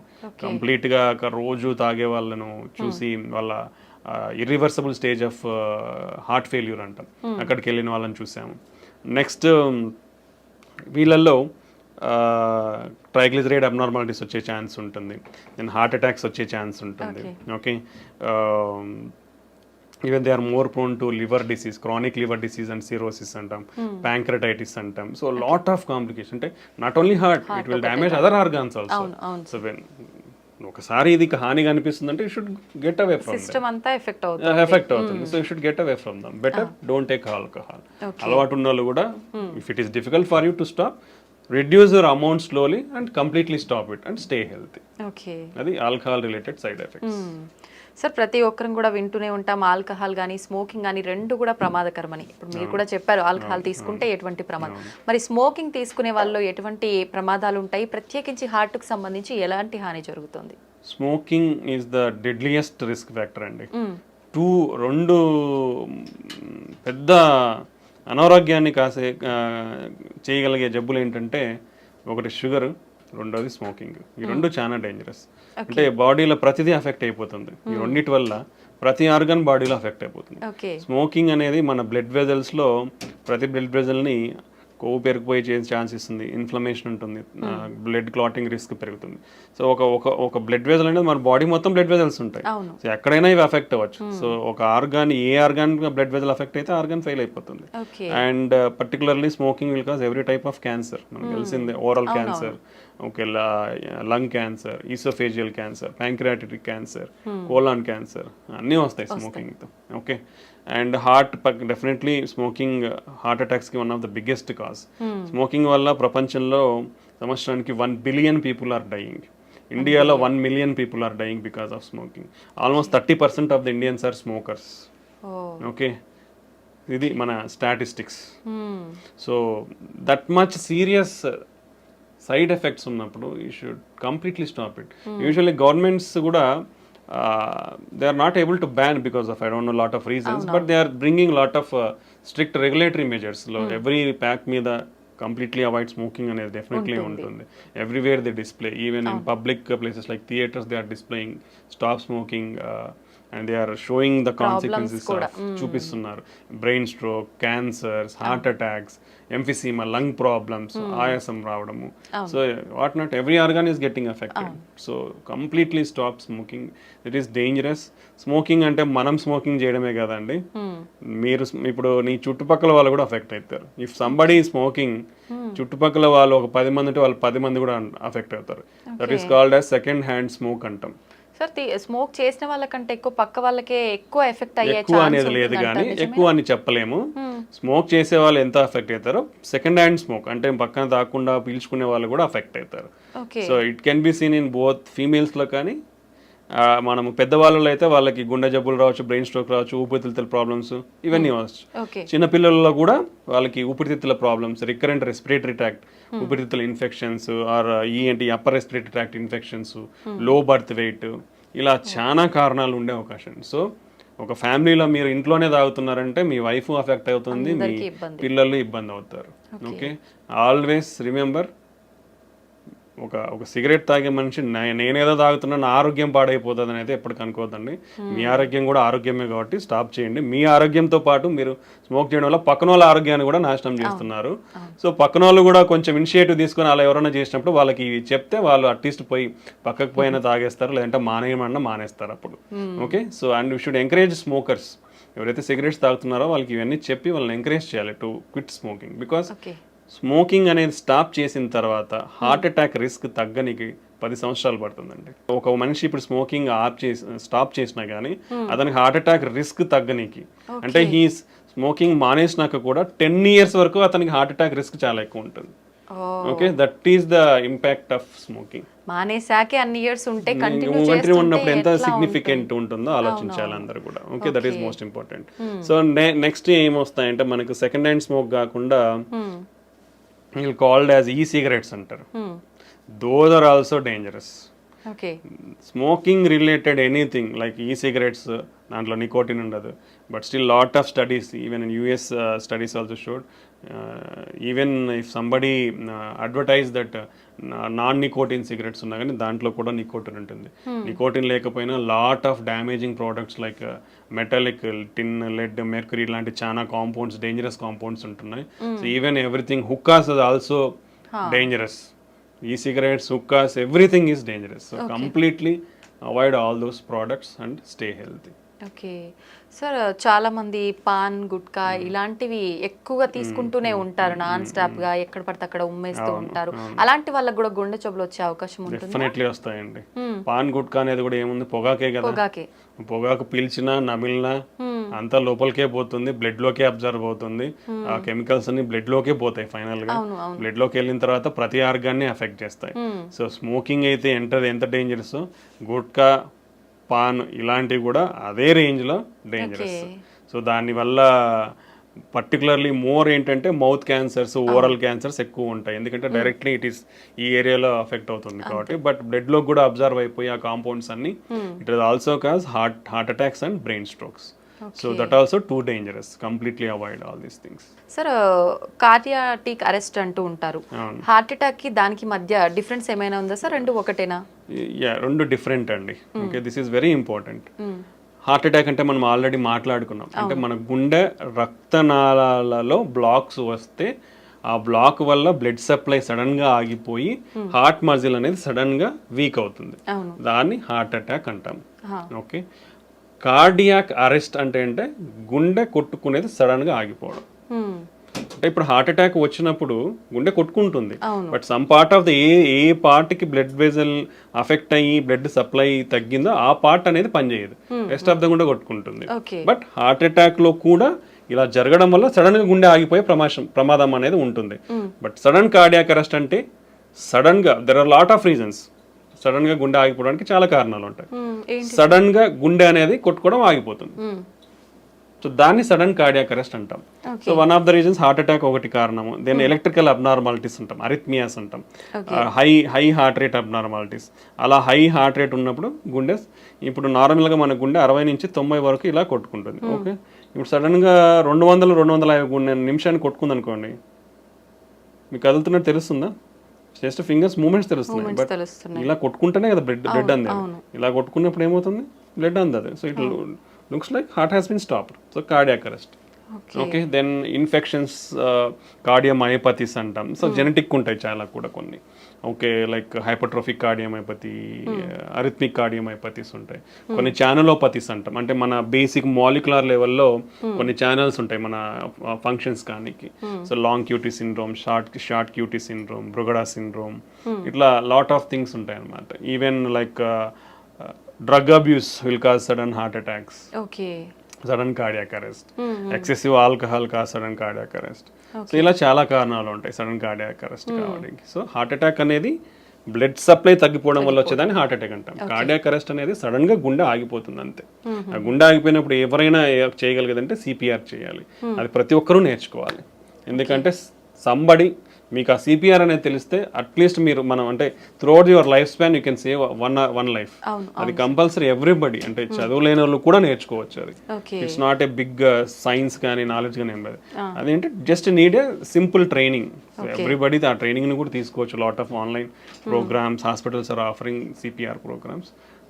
సిపిఆర్ ట్రైనింగ్ అనేది తీసుకుంటే అంటే అట్లీస్ట్ మనకు ఛాన్స్ దొరికినప్పుడు అవసరంలో ఉన్న వాళ్ళకి మనము ఆ సిపిఆర్ ఇచ్చి కాపాడగలిగే వాళ్ళం అవుతాం అనమాట. ఓకే సార్, మీరు చెప్పారు షుగర్ ఉన్న వాళ్ళలో కూడా ఎక్కువగా హార్ట్ అటాక్ వచ్చే అవకాశం ఉంటుంది అని చెప్పి. కొంతమందిలో షుగర్ ఉంటుంది బట్ కంట్రోల్లోనే టాబ్లెట్స్ వాడుతుంటారు, దాని తగ్గ డైట్ కంట్రోల్లో ఉంటుంది. అలాంటి వాళ్ళలో కూడా హార్ట్ అటాక్ వచ్చే ఛాన్స్ ఉంటుందా? యూజువల్గా అన్కంట్రోల్డ్ షుగర్స్ వాళ్ళకి very high risk. But even diabetes under కంట్రోల్లో ఉన్న వాళ్ళకి కూడా వచ్చే ఛాన్స్ ఉంటుంది. ఎందుకంటే so by the time literally in our country 80% of the people are having diabetes. Okay, and less than 50% are not under control. So uncontrol sugars అనేది చాలా ఎక్కువ. ఓకే, అండ్ షుగర్ ఉన్న వాళ్ళలో షుగర్ ప్రాబ్లమ్ ఒకటే ఉండదండి, BP ఉంటుంది, cholesterol abnormalities ఉంటుంది, kidney problems ఉండే ఛాన్స్ ఉంటుంది. సో మల్టిపుల్ ప్రాబ్లమ్స్ ఉంటాయి. ఇలా మల్టిపుల్ ప్రాబ్లమ్స్ ఉన్నప్పుడు one of the factor will affect. So even when your blood sugar is there, still chances of getting. And చాలా మందికి షుగర్స్లో మేము డయాబెటిక్స్లో ఏంటంటే మేము యాంజియోగ్రామ్స్ చేసినప్పుడు చూస్తాం. ఎందుకంటే వాళ్ళు ఆయాసం రావడమో లేదంటే ఛాతీ నొప్పి వస్తుందని నడిస్తే ఛాతీ నొప్పి వస్తుంది రావడమో జరుగుతూ ఉంటుంది మెజారిటీ. సో వాళ్ళలో యూజువల్గా there are different specific type of blocks ఉంటాయి. అంటే పైనుంచి కింది వరకు బ్లడ్ వెజల్స్ అన్ని సన్నగా అయిపోతాయి. By the time you start treatment, మీరు ట్రీట్మెంట్ స్టార్ట్ చేసే టైంకి కానీ లేదా కంట్రోల్ అయ్యే టైంకి జరగాల్సిన డ్యామేజ్ జరిగిపోయి ఉంటుంది. ఇప్పుడు మీరు కంట్రోల్ అవ్వకముందు షుగర్ కంట్రోల్ అయ్యే లోపలనే మీకు 60% 70% బ్లాక్స్ ఉన్నాయనుకోండి, చిన్న ఈవెంట్ చాలు ఫ్యూచర్లో. అంటే షుగర్ కంట్రోల్లో ఉన్న, బీపీ పెరిగినా, లేదంటే స్ట్రెస్లో ఉన్నా, లేదంటే ఒక ఇన్ఫెక్షన్ వచ్చినా, హార్ట్ రేట్ పెరిగిపోయినా, ఇట్లా ఏదో ఒక ఫ్యాక్టర్ వచ్చినా హార్ట్ అటాక్ కానీ వచ్చే అవకాశం ఉంటుంది అనమాట. సో షుగర్ కంట్రోల్ తో పాటు healthy life style and other risk factors ఏమన్నా ఉంటే అవి కంట్రోల్లో పెట్టుకుంటే తక్కువ ఛాన్స్ ఉంటుంది. అంటే అందరికీ అలానే ఉంటుందని చెప్పలేం. షుగర్ ఉన్న వాళ్ళల్లో నార్మల్ వెజల్స్ కూడా ఉండే ఛాన్స్ ఉంటుంది. అంటే స్ట్రిక్ట్ కంట్రోల్, అంటే ఇనిషియల్గానే ఫస్ట్ నుంచి స్ట్రిక్ట్ కంట్రోల్ ఉండాలి. అంటే కొన్ని ఇయర్స్ అంతా కంట్రోల్లో లేకుండా ఫైనల్గా కంట్రోల్ అయింది కదా అనుకుంటే ముందంతా డ్యామేజ్ జరిగిపోయి ఉంటుంది. వెన్నెవర్ మీకు షుగర్ ఉందని తెలిసినప్పటి నుంచి మీరు స్ట్రిక్ట్ కంట్రోల్లో పెట్టుకోవాలి. ఇప్పుడు కంట్రోల్ అయింది, చాలా మంది ఒక క్వశ్చన్ కూడా అడుగుతుంటారు, సార్ షుగర్ టాబ్లెట్స్ వాడుతున్నాం కంట్రోల్ అయింది కదా, టాబ్లెట్స్ తగ్గిస్తారా అని. మీరు టాబ్లెట్స్ తీసుకుంటున్నారు కాబట్టి కంట్రోల్లో ఉంది. ఓకే, ఇప్పుడు టాబ్లెట్స్ తీసేస్తే ఏమవుతుంది? మళ్ళీ పెరిగే అవకాశం ఉంటుంది. సో మీకు టాబ్లెట్లు తీసేయాలి అది తగ్గించాలన్నప్పుడు ఏంటంటే strict diet patterns, strict regular exercise ఇవన్నీ ఫాలో అయినప్పుడు డెఫినెట్లీ మీకు ఆ నీడ్ లేదు, ఇన్ని మెడికేషన్స్ వాడాల్సిన నీడ్ లేదంటే definitely we can reduce the drugs. But ఈ స్ట్రిక్ట్ లైఫ్ స్టైల్ లేకుండా మనము షుగర్ టాబ్లెట్స్ తగ్గించాలంటే మళ్ళీ షుగర్ లెవెల్స్ అనేది స్పైక్ అవుతుంది, అది మళ్ళీ మోర్ డ్యామేజ్ అనేది కాస్ట్ చేస్తుంది. ఓకే. సో మోస్ట్లీ డయాబెటీస్ అనేవాళ్ళు compare to non diabetes sugar లేని వాళ్ళతో పోలిస్తే కంట్రోల్ ఉన్న అన్కంట్రోల్డ్ ఉన్నా కానీ హై రిస్క్లోనే ఉంటారు ఎప్పటికి కూడా. ఓకే. ఓకే, అది బీపీ థైరాయిడ్ ఉన్న వాళ్ళలో కూడా ఇలాంటి అవకాశాలు ఎక్కువగా బీపీ ఉంటాయా సార్? ఉంటాయండి. BP 1 in 3 persons BP or under diagnosed. ఇప్పుడు మనం 5 మంది ఉన్నాం, ఇక్కడ ఎవరికొకరికి ఉండొచ్చు బీపీ. అంటే ముగ్గురులో ఒకరికి బీపీ తెలియదు, ఉందని తెలియదు. బై ద టైం తెలిసే లోపల బ్రెయిన్ స్ట్రోక్స్ రావచ్చు, హార్ట్ స్ట్రోక్స్ రావచ్చు, కిడ్నీ ఫెయిల్యూర్ అవ్వచ్చు. ఓకే. సో ఇవి అన్ని ఆర్గాన్స్ని ఎఫెక్ట్ చేస్తాయి. బీపీ షుగర్ అనేటివి ఒక గుండెనే కాదు, మిగతా ఆర్గాన్స్ కూడా ఎఫెక్ట్ అవుతాయి. చాలా మంది కిడ్నీ పేషెంట్స్ సడన్గా హై బీపీ అంటే ఎవరు చెక్ చేయించుకోరు కదా రెగ్యులర్గా. దట్స్ వై రెగ్యులర్ చెకప్ అనేది చాలా ఇంపార్టెంట్ అండి. ఒకసారి ఇప్పుడు గవర్నమెంట్ హాస్పిటల్స్ ఉన్నాయి, లేదంటే క్లినిక్స్ ఉన్నాయి, చాలానే ఇప్పుడు అవైలబిలిటీ వచ్చేసింది. లేదంటే ఇంట్లో బీపీ మానిటర్ పెట్టుకొని ఆటోమేటిక్ ఇంకోరు వచ్చి చూడాల్సిన అవసరం లేదు. ఇప్పుడు ఇంట్లో కనెక్ట్ చేసుకొని చూసుకున్నా మనకు బీపీ ఉందా లేదా తెలిసిపోతుంది. సో అప్పుడప్పుడు అనేది ఈ బీపీ మెజర్మెంట్, షుగర్ టెస్టింగ్ అనేది కంపల్సరీ చేయించుకుంటూ ఉండాలి. అంటే ఇవన్నీ ఎక్కువైపోతున్నాయి because of our lifestyle. So ఇవి చెక్ చేసుకోవడం వల్ల మనం జాగ్రత్త పడి మన ఆరోగ్యాన్ని కాపాడుకున్న వాళ్ళం అవుతాం అన్నమాట. సో బీపీ ఉన్న వాళ్ళు కూడా మోస్ట్లీ హార్ట్ అటాక్స్ కానీ, బ్రెయిన్ స్ట్రోక్స్, కిడ్నీ ఫెయిల్యూర్స్ అనేది చాలా ఎక్కువ రేట్స్ అనేది ఉంటుంది. ఒకరిలో ముగ్గురు బీపీ ఉందనేది అండర్ డయాగ్నోస్డ్ ఉంది. ఆల్మోస్ట్ ఏవైతే హార్ట్ అటాక్స్ వస్తున్నాయో, బ్రెయిన్ స్ట్రోక్స్ వస్తున్నాయో వీళ్ళల్లో 55% మందికి బీపీ ఉంటుంది. Okay. Okay, and BP almost 12% deaths cause చేస్తుంది. Okay, that much significant. BP వల్ల ఈవెన్ మన మెయిన్ బ్లడ్ వెజల్ అయోటా ఉంటుంది, అది కూడా లైక్ రప్చర్ అయ్యే, డిసెక్షన్స్ అయ్యే అన్కంట్రోల్డ్ ఉంటే మన బ్రెయిన్లో హెమరేజ్ అయ్యే ఛాన్స్ ఉండొచ్చు. ఇలా lot of complications. Okay. So BP అనేది మనం ఇంట్లోనే చెక్ చేసుకోవచ్చు because of availability of technology now days. ఇప్పుడు అంతా స్మార్ట్ వాచ్లలో కూడా బీపీ వస్తున్నాయి తొందరలో, ఇంతవరకు రాలేదు. But future generation all watches are coming with everything, heart rate monitor, blood pressure, oxygen saturation. You can use the technology and stay healthy. Availability ఉన్నప్పుడు we have to use the technology and stay healthy. So BP కూడా ఇలాంటివి definitely lot of problems అనేది cause చేస్తుంది. చాలా మందిలో high బీపీసే కాకుండా లో BPs కూడా ఉంటుంటాయి కదా సార్, వాళ్ళలో కూడా అవకాశం ఉంటుందా?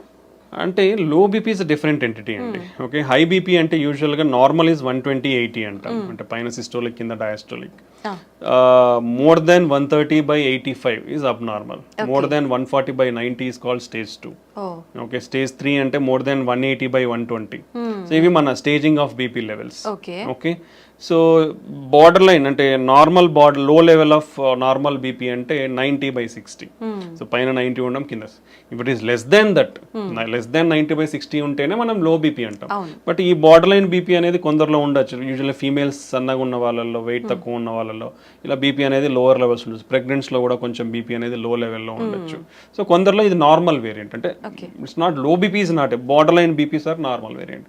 లో బీపీ అనేది డిఫరెంట్ కాజెస్, లైక్ ఇప్పుడు ఏదైనా హార్ట్ అటాక్, హార్ట్ వీక్ ఉండడం కానీ, హార్ట్ ఫెయిల్యూర్ ఉండి హార్ట్ వీక్ ఉండడం కానీ, లేదా ఇప్పుడు వామిటింగ్స్, డయేరియల్ అయిపోయినప్పుడు, ఫ్లూయిడ్ లాస్, బ్లడ్ మన బాడీ నుంచి ఫ్లూయిడ్ లాస్, డిహైడ్రేషన్ ఉన్నప్పుడు బీపీ అనేది తగ్గుతుంది. ఓకే, దెన్ ఇన్ఫెక్షన్స్ ఉన్నప్పుడు తగ్గే అవకాశం ఉంటుంది. సో ఇలా చాలా కారణాలు ఉంటాయి లో బీపీ అనేది.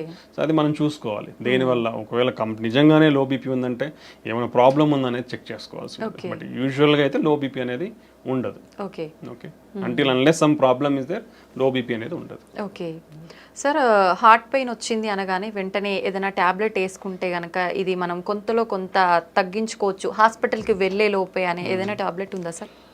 అంటే అది అందరూ తీసుకోలేమండి బేసికల్లీ. ఇప్పుడు ఎవరికి వస్తుంది ఎవరు తెలియదు కదా. ఇప్పుడు మనం రోజు ఎన్ని టాబ్లెట్స్ పెట్టుకొని తిరుగుతామండి, ఎవరు తిరగలేం కదా. సో అదే దానికంటే ఏంటంటే ఇలా ఒక టాబ్లెట్ అనేది కాకుండా, అంటే ఇప్పుడు టాబ్లెట్స్ అనేది ప్రిస్క్రిప్షన్ ఉంటే కూడా ఎవరు ఇవ్వరండి. ఓకే, సో ఆల్రెడీ ఇప్పుడు పేషెంట్స్ లైక్ షుగర్ కానీ, బీపీ ఉంది, బీపీ వాళ్ళు, కొలెస్ట్రాల్ ఉన్న వాళ్ళు, ఆల్రెడీ హార్ట్ అటాక్ వచ్చిన వాళ్ళు, బ్రెయిన్ స్ట్రోక్ వచ్చిన వాళ్ళు, లేదా స్టంట్లు కానీ బైపాస్ చేయించుకున్న వాళ్ళల్లో రికరెంట్గా వచ్చే ఛాన్స్ ఉంటుంది. అలాంటి వాళ్ళకి ఆల్రెడీ బ్లడ్ థిన్నర్స్ ఉంటాయి. వాళ్ళల్లో మనం ఒకవేళ అలాంటి సిమ్టమ్స్ ఉన్నప్పుడు ఆ బ్లడ్ థిన్నర్స్ని మనం ఇచ్చిన డోస్ లైక్ ఆ టాబ్లెట్స్ని ఒక 2 టాబ్లెట్స్ కానీ అలా తీసుకుంటే వాళ్ళకి ఇన్స్ట్రక్షన్స్ ఉంటాయని మన ఇన్స్ట్రక్షన్స్ ప్రకారం తీసుకుని ఉంటే ఆ సైన్స్ ఉన్నప్పుడు వాళ్ళు తీసుకున్నప్పుడు ప్రివెంట్ చేసి అంటే రికరెంట్ అటాక్స్ ప్రివెంట్ చేసేదానికి ఉపయోగపడుతుంది. అంటే ఆల్రెడీ అఫెక్ట్ అయిన వాళ్ళకి, ఎందుకంటే వాళ్ళ దగ్గర ఆల్రెడీ రెడీలీ అవైలబుల్ ఉంటాయి. అలా మిగతా వాళ్ళ దగ్గర రెడీలీ అవైలబుల్ ఉండవు కదా. అవైలబుల్ ఉన్న వాళ్ళు ఏంటంటే ఫస్ట్ నిర్ధారణ చేసుకోవాలి. పెయిన్ ఎందుకు వస్తుందో తెలియనప్పుడు నువ్వు టాబ్లెట్స్ మింగేస్తాను సార్ అంటే ఎట్లా కష్టం కదా. సో దానికి ఇమీడియట్ గా ఎనీ చెస్ట్ పెయిన్ నెగ్లిజెన్స్ లేకుండా ఒక చిన్న ఈసీజీ దించుకోండి. ఈసీజీలో ఉంటే మీకు డాక్టర్ ఇస్తారు టాబ్లెట్స్, లేదంటే అవసరం లేదు. ఓకే, సో అలా ప్రతి ఒక్కరు టాబ్లెట్స్ అనేది మింగడానికి కరెక్ట్ కాదు. యూజువల్గా ఏంటంటే మనకి ఇలా రిస్క్ ఫ్యాక్టర్స్ ఉన్న వాళ్ళల్లో we'll having scoring systems. Okay, వాళ్ళ రిస్క్ని ఎవాల్యుయేట్ చేసే స్కోరింగ్ సిస్టమ్స్ ఉంటాయి మనకి. So like intermediate to high risk అంటాం. అలా ఉన్న వాళ్ళకి వీ కెన్ డాక్టర్స్ వీళ్ళు ప్రిస్క్రైబ్ అంటే హార్ట్ అటాక్ రాకుండా బ్లడ్ థిన్నర్స్ అనేది ఇస్తామన్నమాట. సో అలాంటి వాళ్ళ దగ్గర ఉన్నప్పుడు వాళ్ళు తీసుకోవచ్చు, నాట్ ఎవ్రీబడి. సార్, ప్రత్యేకంగా లేడీస్ విషయానికి వస్తే హార్ట్ అటాక్ రావడానికి ఇవి రీజన్స్ అని చెప్పొచ్చే రీజన్స్ ఏమైనా ఉన్నాయా? అంటే usually ladies are under represented అండి. లాట్ ఆఫ్ క్లినికల్ ట్రయల్స్లో చూసుకుంటే ఎక్కువ మంది జెంట్స్లోనే ఎవాల్యుయేట్ చేసినారు, ఫీమేల్స్ని evaluate. So there is lot of discrepancy in the data also. అంటే వీళ్ళని ఎక్కువ రిప్రజెంట్ చేసినారు కాబట్టి వీళ్ళని ఎక్కువ, వీళ్ళని రిప్రజెంట్ చేయలేదు కాబట్టి తక్కువ అన్నట్లు ఉంటుంది. బట్ ఫీమేల్స్కి మేల్స్ ఆల్ ఈక్వల్లీ ఇద్దరు కూడా హార్ట్ అటాక్ రావడానికి సమానమైన ఛాన్సెసే ఉంటాయి. సో వీళ్ళ అంటే బీపీ, షుగర్, కొలెస్ట్రాల్ ఇవన్నీ కూడా యాజ్ జెంట్స్ ఫీమేల్స్ సేమ్ రిస్కే ఉంటుంది. బట్ ఫీమేల్స్లో తీసుకుంటే like they are more prone to some special category. అంటే మన వెజల్స్ అనేది మెయిన్ వెజల్స్ అంటే మైక్రో వెజల్ అంటాం, కింద దాని చివర్లో వచ్చేది మైక్రో వెజల్. ఈ మైక్రో వాస్కులేచర్ అబ్స్ట్రక్షన్స్ కొంచెం ఫీమేల్స్లో ఎక్కువ ఉంటుంది. That is the first point. రెండోది females are more sensitive, like called vasospasm అంటే వెజల్ ఉండేది సడన్ గా ముడుచుకుపోతుంది. ఇలా స్పాజమ్ కి females are more prone. Emotionally also called emotional heart syndrome కూడా ఉంటుంది మనకి, సాకోసోబో సిండ్రోమ్ అంటాం. అంటే సడన్ ఎమోషనల్లీ అయినారనుకోండి సడన్ గా హార్ట్ అటాక్ లాగా ప్రజెంట్ అయ్యే ఛాన్స్ ఉంటుంది. అది more in females. And some times spontaneous coronary artery dissection అంటాం. అంటే మన బ్లడ్ వెజల్ సడన్ గా ఇట్లా కోత రావడం అనమాట. అలా కోత వచ్చినప్పుడు బ్లడ్ ఫ్లో తగ్గిపోతుంది, హార్ట్ అటాక్ లాగా ప్రజెంట్ అయ్యే ఛాన్స్ ఉంటుంది. సో అలా ఫీమేల్స్ లో కొంచెం ఎక్కువ వచ్చే అవకాశం ఉంటుంది. And then like post menopause hormonal disturbances వల్ల కూడా కొంచెం హార్మోనల్ చేంజెస్ అన్ని జరిగి కొంచెం హార్ట్ అటాక్స్ ఎక్కువ వచ్చే అవకాశం ఉండొచ్చు. And second thing under representation. నేను అదే చెప్పాను కదా, అంటే they are neglected a bit usually in the society previously. Right now everything is changing, is going in a equality. ప్రీవియస్గా అంటే ఫ్యామిలీలో అయినా ఎవరైనా తీసుకుంటే ఫీమేల్స్లో ఒకవేళ ఏదైనా సిమ్టమ్స్ చెప్తే లైట్గా తీసుకునేవాళ్ళు. అలా ఆ నెగ్లిజెన్స్ అనేది ఉండకూడదు ఇప్పుడు వాళ్ళు, ఎందుకంటే they are also equally affected by health. So వాళ్ళలో ఆ నెగ్లిజెన్స్ చూపించకుండా వాళ్ళకు కూడా ఇమీడియట్ ట్రీట్మెంట్ తీసుకుంటే you can give better care to our family members ఫీమేల్స్కి. ఓకే, ఇదొకటి. దెన్ ప్రెగ్నెన్సీలో that is most important nowadays. Pregnancy ఉన్నప్పుడు you should take care of your health very properly. మీకు బీపీ కానీ షుగర్ కానీ ఇలా complications ఏమున్నా కానీ these are all carrying forward. So if anybody develops BP or thyroid disorders or sugar in pregnancy, they are more prone to risk for getting heart problems in future. So you should manage your pregnancy well. So ఇవన్నీ చాలా important అనమాట ఫీమేల్స్లో. So ఇవన్నీ care తీసుకుంటే, and మనం already discuss చేసుకున్నాం ఫీమేల్స్లో symptoms అనేది ఈజీగా recognise చేయడం కూడా కొంచెం వాళ్ళలో తక్కువ తెలుస్తాయి, నొప్పిని రికగ్నైజ్ చేయడం కానీ ఆయాసం కానీ. సో ఇవన్నీ ఆ నెగ్లిజెన్స్ అనేది లేకుండా మైల్డ్ ప్రాబ్లం ఉన్నప్పుడు కూడా మనకు ఫీమేల్స్ పెద్దవాళ్ళు ఎవరైతే ఉన్నారో ఇంట్లో వాళ్ళకి ఇమీడియట్ కేర్, మనం కన్సర్న్ అండ్ కేర్ చూపించి వాళ్ళని సరైన చూపిస్తే మనం అర్లీగా డిటెక్ట్ చేసి we can save themselves. So ఇవి మనకు మేల్స్కి ఫీమేల్స్కి మధ్య ఉన్న తేడాలు. Okay sir, once heart attack వచ్చిన వాళ్ళకి ఆఫ్టర్ ట్రీట్మెంట్ హెల్దీగా ఉన్నా మళ్ళీ మళ్ళీ వచ్చే అవకాశం ఎక్కువగా ఉంటుందంటారా? ఉండొచ్చండి. Once any problem like heart attack or brain stroke ఒకసారి వచ్చిన తర్వాత రికరెంట్ ఛాన్సెస్ డెఫినెట్లీ హై ఉంటాయి. ఓకే, సో హెల్తీగా అనేది చాలా కాంపోనెంట్స్ ఉంటాయి. మనం ఆల్రెడీ డిస్కస్ చేసుకునేది మన హెల్తీ ఫుడ్ ఉంటుంది, డైలీ ఎక్సర్సైజ్ ఉంటుంది, మనకు బీపీ షుగర్ ఎంత కంట్రోల్లో ఉన్నాయని ఉంటుంది, మనకి ఇచ్చిన మెడికేషన్స్ ఎంత కరెక్ట్గా వేసుకుంటున్నాం అనేది ఉంటుంది. So all these factors affect. ఈ ఫ్యాక్టర్స్ నుంచి ఒకటి డివియేట్ అయినా మనకు ఎక్కువ వచ్చే ఛాన్స్ ఉంటుంది. ఈవెన్ అన్కంట్రోలబుల్ న్యాచురల్ ప్రాసెస్ అండి. మనకు ఫ్యాట్ అక్యుములేషన్ అనేది న్యాచురల్ ప్రాసెస్. మనం మెడిసిన్స్ తీసుకున్నా కానీ కొందరిలో బికాస్ ఆఫ్ జెనెటిక్స్ ప్రోగ్రెస్ అయ్యే ఛాన్స్ ఉండొచ్చు. సో ఈ డిఫరెంట్ కాంపనెంట్స్ వల్ల అఫెక్ట్ అయ్యే ఛాన్స్ ఉంటుంది. సో ఒకసారి హార్ట్ అటాక్ కానీ బ్రెయిన్ స్ట్రోక్ వచ్చిన వాళ్ళు డెఫినెట్లీ హై రిస్క్. మళ్ళీ వచ్చే ఛాన్సెస్ ఎక్కువే ఉంటుంది. కాబట్టి ఇంకొంచెం స్పెషల్ జాగ్రత్తలు తీసుకోవాలి. అంటే మెడికేషన్స్కి చాలా స్ట్రిక్ట్గా ఫాలో అవ్వాలి. రెగ్యులర్గా అట్లీస్ట్ కంట్రోల్ లెవెల్స్ చెక్ చేసుకోవాలి. బీపీ కానీ, కొలెస్ట్రాల్ కానీ, షుగర్ కానీ, ఇవన్నీ at least 3rd monthly at least check చేసుకోవాలి. బీపీ షుగర్ ఉన్న వాళ్ళు బెటర్ ఇంట్లో బీపీ మానిటర్, షుగర్ మానిటర్ పెట్టుకొని daily you can check your BP or every 1 week you can check your sugars కంట్రోల్లో ఉంటే. సో ఇలాంటి జాగ్రత్తలు అన్నీ తీసుకుంటే మనం ఇవన్నీ అంటే medications, blood thinners, cholesterol lowering drugs, BP control drug, sugar control, ఇవన్నీ టైమ్లీ తీసుకొని కరెక్ట్గా మెయింటైన్ చేసుకోగలిగితే రికరెంట్ అటాక్స్ అనేది మనం తగ్గించుకోవచ్చు కూడా. ఓకే సార్, హార్ట్ అటాక్ వచ్చిన వాళ్ళకి వేరే హెల్త్ ఇష్యూస్ ఎక్కువగా కూడా వస్తుంటాయి అని చెప్పి అంటుంటారు. నిజంగా అలా వచ్చే అవకాశం ఉంటుందా? అంటే ఇట్ డిపెండ్స్. అంటే it depends on lot of risk factors. ఇప్పుడు హార్ట్ అటాక్ ఎందుకు వచ్చింది, బీపీనో, షుగర్, ఇంకోటి ఏదో ఉంటుంది, ఉండదు. ఉన్నప్పుడు ఏమవుతుంది, వాళ్ళు ఒకసారి అఫెక్ట్ అయిన తర్వాత ఫర్దర్ ఆర్గన్స్ కూడా డ్యామేజ్ అయ్యే ఛాన్స్ ఉంటుంది. వీ డోంట్, అంటే మనం హార్ట్ అటాక్ సిమ్టమ్స్తో ప్రజెంట్ అనేది కాబట్టి we can treat that. But already అప్పటికే ఇప్పుడు కిడ్నీ డ్యామేజ్ అయ్యి ఉండొచ్చు. సో వాళ్ళు కిడ్నీ ప్రాబ్లమ్స్లో ల్యాండ్ అయ్యే ఛాన్స్ ఉంటుంది. ఓకే, షుగర్ కానీ బీపీ ఉన్న వాళ్ళు వీళ్ళందరూ. లేదా ఒకసారి this is called vascular disease అనుకున్నాం. అంటే cholesterol accumulation in the blood vessels. ఇక్కడ అఫెక్ట్ అయినాయంటే బ్లడ్ వెజల్స్ ఎక్కడ వేరే చోట కూడా అఫెక్ట్ అయ్యింది. సో ఒకసారి హార్ట్ అటాక్ వచ్చిన వాళ్ళు ఫ్యూచర్లో బ్రెయిన్ స్ట్రోక్ కూడా వచ్చే అవకాశం ఎక్కువ ఉంటుంది, లేదా కాళ్ళల్లో బ్లాక్స్ వచ్చే అవకాశం ఉంటుంది. సో ఇలా అదర్ ప్రాబ్లమ్స్ కూడా వచ్చే అవకాశం ఎక్కువే ఉంటుంది అనమాట. దెన్ వాళ్ళ age and immunity levels, old age అనుకోండి, ఒకసారి హార్ట్ అటాక్ వచ్చినాక ఏజ్, ఇమ్యూనిటీ లెవెల్స్ని బట్టి ఇన్ఫెక్షన్స్ రావడం కానీ ఇలాంటివి కూడా ఉండే అవకాశం ఉండొచ్చు. ఓకే, ఒకసారి హార్ట్కి సంబంధించిన సర్జరీ జరిగిన తర్వాత మళ్ళీ వాళ్ళు నార్మల్ లైఫ్ లీడ్ చేయొచ్చు అంటారా? డెఫినెట్లీ అండి. ఇప్పుడున్న latest technology and advancements and treatments so definitely normal life lead చేయొచ్చు. ఒకసారి హార్ట్ అటాక్ వచ్చింది, స్టంట్ పడిందంటే అయ్యో ఏదో అయిపోయింది ఇంకేం చేయలేమనేది ఎక్కడా లేదు. టెంపరీగా వాళ్ళు రికవర్ అయ్యేంత వరకు విల్ గివ్ సజెషన్స్. అంటే ఇప్పుడు ఒకసారి హార్ట్ అటాక్ వచ్చింది, స్టంట్స్ వేయించుకున్న తర్వాత ఒకేసారి పోయి నేను ఈ లిఫ్ట్ చేసే వర్క్స్ చేస్తాను, హెవీ వెయిట్స్ లిఫ్ట్ చేస్తాను అంటే అది is not good. Slow, that is called progressive rehabilitation. అంటే నిదానంగా, ఇప్పుడు నేను వెళ్ళాను బాగుంది, so I will just walk in the home for 1 week. ఇంట్లో కూడా అక్కడక్కడ తిరిగేది, ఇల్లు మొత్తం తిరుగుతాను. Second week I will go out for walking, 1 kilometer 2 kilometers walking వెళ్ళేస్తాను. నేను బాగున్నాను. నెక్స్ట్ 3rd week నుంచి you can go for 3-4 kilometers. After 1 month you can do routine activities if everything. So this called graded rehability. అంటే మన body కూడా మళ్ళీ acclimatise అవుతుంది ఆ వర్క్ అనేది. సో దెన్ దాంతోపాటు you have to control medication compliance. That is most important. Medications అనేది రెగ్యులర్గా వాడాలి. ఇనిషియల్ స్టేజెస్లో కొన్ని ఎక్కువ మెడికేషన్స్ ఉంటాయండి, హార్ట్ అటాక్ వచ్చిన తర్వాత లేదా స్టంట్ వేయించుకున్న తర్వాత కానీ, బైపాస్ కానీ. బట్ స్లోగా పేషెంట్స్ కండిషన్ బట్టి, హార్ట్ ఫంక్షన్ ఇంప్రూవ్మెంట్ని బట్టి కూడా అవన్నీ అడ్జస్ట్ చేస్తూ వస్తాము. So after 1 year compulsory 1 blood thinner, cholesterol lowering drugs, మీ రిమైనింగ్ ఇష్యూస్ ఏమంటే అదొకటి కంటిన్యూ చేసుకుంటే they will stay happy. They can lead happily in normal life. ఇప్పుడున్న అడ్వాన్స్మెంట్ టెక్నాలజీతో ఎవ్రీథింగ్, ఓపెన్ హార్ట్ సర్జరీ లేకుండా కూడా ఫర్ ఎవ్రీథింగ్, బైపాస్ కూడా అవసరం లేకుండా చాలా కేసుల్లో కూడా స్టంట్స్ వేసుకోవచ్చు.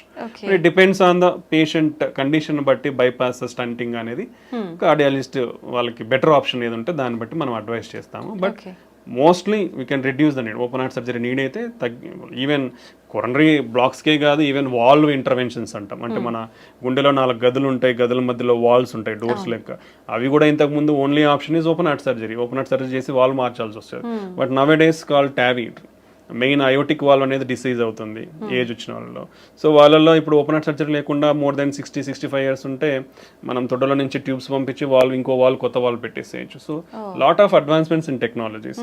ఇప్పుడు అదే వాళ్ళు even rest of the valves కూడా ఇప్పుడు ఓపెన్ హార్ట్ సర్జరీ లేకుండా వాల్ ఇంప్లాంటేషన్స్ జరుగుతున్నాయి. ఈ టెక్నాలజికల్ అడ్వాన్స్మెంట్స్ వల్ల ఏంటంటే మనకి ఇప్పుడు ఓపెన్ హార్ట్ సర్జరీ అంటే లాట్ ఆఫ్ థింగ్స్. పేషెంట్ ఒక 1 week ఉండాల్సి ఉంటుంది, హార్ట్ ఓపెన్ చేసి వూండ్ హీల్ కానీ 3 months పడుతుంది. So that is called lot of mental agony also for the patient. ఏదో చాలా పెద్ద జరిగిపోయింది, నేను రికవర్ అవ్వలేనేమో అనేది మెంటల్ అగనీ కూడా ఉంటుంది ఓపెన్ హార్ట్ చేసిన తర్వాత. ఇప్పుడు ఇవన్నీ రీసెంట్ అడ్వాన్స్మెంట్స్ వచ్చిన తర్వాత అంత నీడ్ ఉండట్లేదు. So you can do everything like through small tube in your hand or leg. చిన్న ట్యూబ్ ద్వారానే అన్నీ అయిపోతున్నాయి ఇప్పుడు. సో ఈ టెక్నాలజికల్ అడ్వాన్స్మెంట్స్ వల్ల you can get a better treatment and you can mobilize easily.